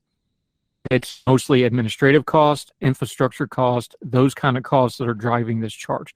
That's the root cause. Is there anything at all to be done about that? Because as long as that beast needs fed, they're going to be looking at student loans and the financial system as the way to do it, right? Oh, no, for sure. I mean, if student loans are canceled and you set a precedent for that kind of cancellation, then, and they're promptly offered with less requirements, then colleges will only have an incentive to raise prices more because they realize that loans are more available to students and students are more likely to take them on with the expectation that they will be canceled. So these astronomical costs of college really started after 1978. After the Middle Income Student Assistance Act of 1978, it made subsidized student loans much more broader. It made them much more available to other students. And so you saw this astronomical rise in prices simply because, again, colleges will still have consumers willing to pay for it because now they have this money available to them that is easily accessible, even though that money isn't technically their own. So these astronomical costs of college are, now that I started college, I didn't really understand before. I don't think you really can until you sit in the classroom and realize, okay, my tuition doesn't cover this class. It covers campus health. It covers how much mental health services on campus. It covers all the recreational services, the gym, the conference rooms, the libraries. And this question, I mean, this is just a theory of where the money is going. We don't really know because institutions are not required to disclose that information. This aspect, this theory that the money is mainly going to campus recreational activities, it means that it's time for perhaps campuses, colleges, and even lawmakers to start evaluating whether it's necessary or whether it's right to charge such a large amount of number for these facilities for students who just want to go to college for the academic component. Again, there's another theory about why costs have risen so much, and that's that colleges depend on a high wage labor model, and that could very well be the case too, but we don't really know how much deans or chancellors or professors are paid because it's not required for them to disclose that information. I'm not proposing that this is a solution, but these are just many different factors that should also be included in the conversation because I feel like the student debt crisis is really mainly focused and a lot of the blame is placed on the students that take on the debt and the federal government that gives out the debt, but hardly none of it is ever put on institutional accountability. It's people take college prices and these $50,000, $80,000 price tickets as something normal when that should really be reevaluated. Flavia Nunez joining us from Young Voices. Let's be honest here. The deans and the presidents and the department heads, they're not missing any meals, whatever their salaries are. They're doing okay. We know what the football coaches are making, especially at the state schools. We know what the university presidents are making for the most part, because that's a competitive thing and they tend to go around place to place. They're making bank. Is there going to be a place to kind of loop this back where we started with the personal? On a practical level, as adults, just grown folk talk here, we understand this system is not going to change until something seismic happens where the money flow gets cut off. That means people either stop going or stop taking out the loans. Is there anything on the horizon that's going to shake the system up? Because there's been lots of punditry about, there's a higher education bubble, like this isn't sustainable forever. At some point, trees don't go to a sky. They can't keep making this more and more expensive. The problem with that is if you have something like that, a lot of people are going to get hurt, and it's probably not those administrators that make a whole lot of money. It's probably the lower level professors and the students that's going to eat that cost, and they're the ones that's going to get hurt on it. But do you see anything like that coming on the horizon when you look at these numbers, or is this just the way the system is going to be for the next 5, 10, 20 years? I feel like what you're talking about, how students and lower professors are going to take the brunt of whatever happens, whatever negative effects happen in the future, whether it's that the problem grows bigger and college tuition prices rise to even greater amounts, or whether it's the opposite, whether college tuition prices lower for whatever reason, whether it's public backlash or through the lawmaking process. Whatever happens, you are completely right. I do not feel like the higher ups at the college, at institutions, will receive the brunt of the negative effects. I do feel, however, that they will not. A lot of it is their jobs are to make their institutions seem as great as they can be. And I feel like while they won't necessarily be forced to give up their salaries or to take on any action because the system that they have going works for them or is comfortable, there will be a time where this prestige will turn from a positive connotation as it does now. I mean, the richest parents want their children to go to these elite colleges. The celebrity parents, there was this the crisis at the University of Southern California, where parents paid exorbitant amounts of money in order to fake that their students were on sports teams in order to get them into colleges. I mean, people pay a lot of money and risk a lot on this idea of prestige. And I do feel like this word that is so good and that colleges strive to achieve, it will go in a very negative light in the coming years, because people will start associating prestige with corruption, perhaps, with the idea that it's not a true meritocracy because it's limited to not just the people who can get in, but the people who can pay for that. In the coming horizon, perhaps not the next 5 years, but by the time my children are born or my children go to college, it's not going to be as it is now. It's impossible. 1.7 trillion, even with cancellation, will only grow, especially with cancellation. If that is the path that the White House decides to take, it's just unavoidable. Organically, like you said, it's a problem that only has an exponential trajectory, whether it gets worse or if action is done now and it gets better. The education system right now is a broken bone, and cancellation is just a band-aid, really. You have to set the bone right now. It's up to right now, the generation that you said, those who are taking on graduate loans, who have a voice in the media right now. It's on them also to bring attention to this and to provide more permanent solutions that lie beyond their personal say in the matter. At the same time, I don't feel like that's going to happen anytime soon. Yeah, I'm concerned as well. Flavia Nunez, let's end it on this, though. This is a complicated policy problem. It's a hot button political issue.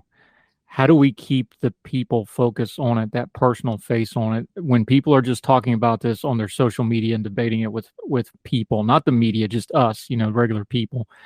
How can they change how they talk about this issue on their social media and when they're discussing and debating with folks to maybe push this forward and kind of get away from that buzzwordy stuff of, oh, they took on the debt, they deserve it, or you should forgive it, you heartless people. Why wouldn't you forgive debt? This is, awful. That kind of stuff that's not really helping anything other than just making it louder. How should they be talking about this issue, do you think? I feel like right now, as it's natural for this generation, they're focused on the immediate repercussions. So personal effects on personal loan debt for each individual borrower, let's say. What I don't see a lot in the media is the broader picture, what this is going to look like in 5 years, 10 years, 15, 50. This is a bubble, as you say, and it's going to pop eventually.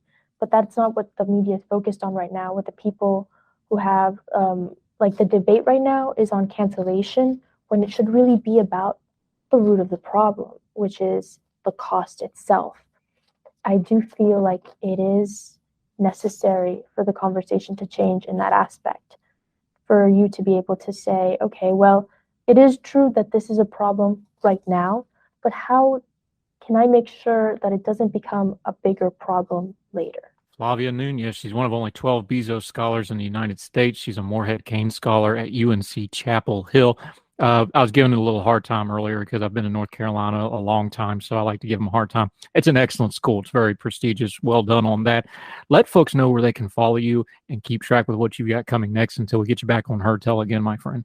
Thank you so much for this opportunity. I had so much fun. I love talking about this. So right now I don't have a Twitter, which is a mistake of mine. So probably a smart thing. That's not a bad thing.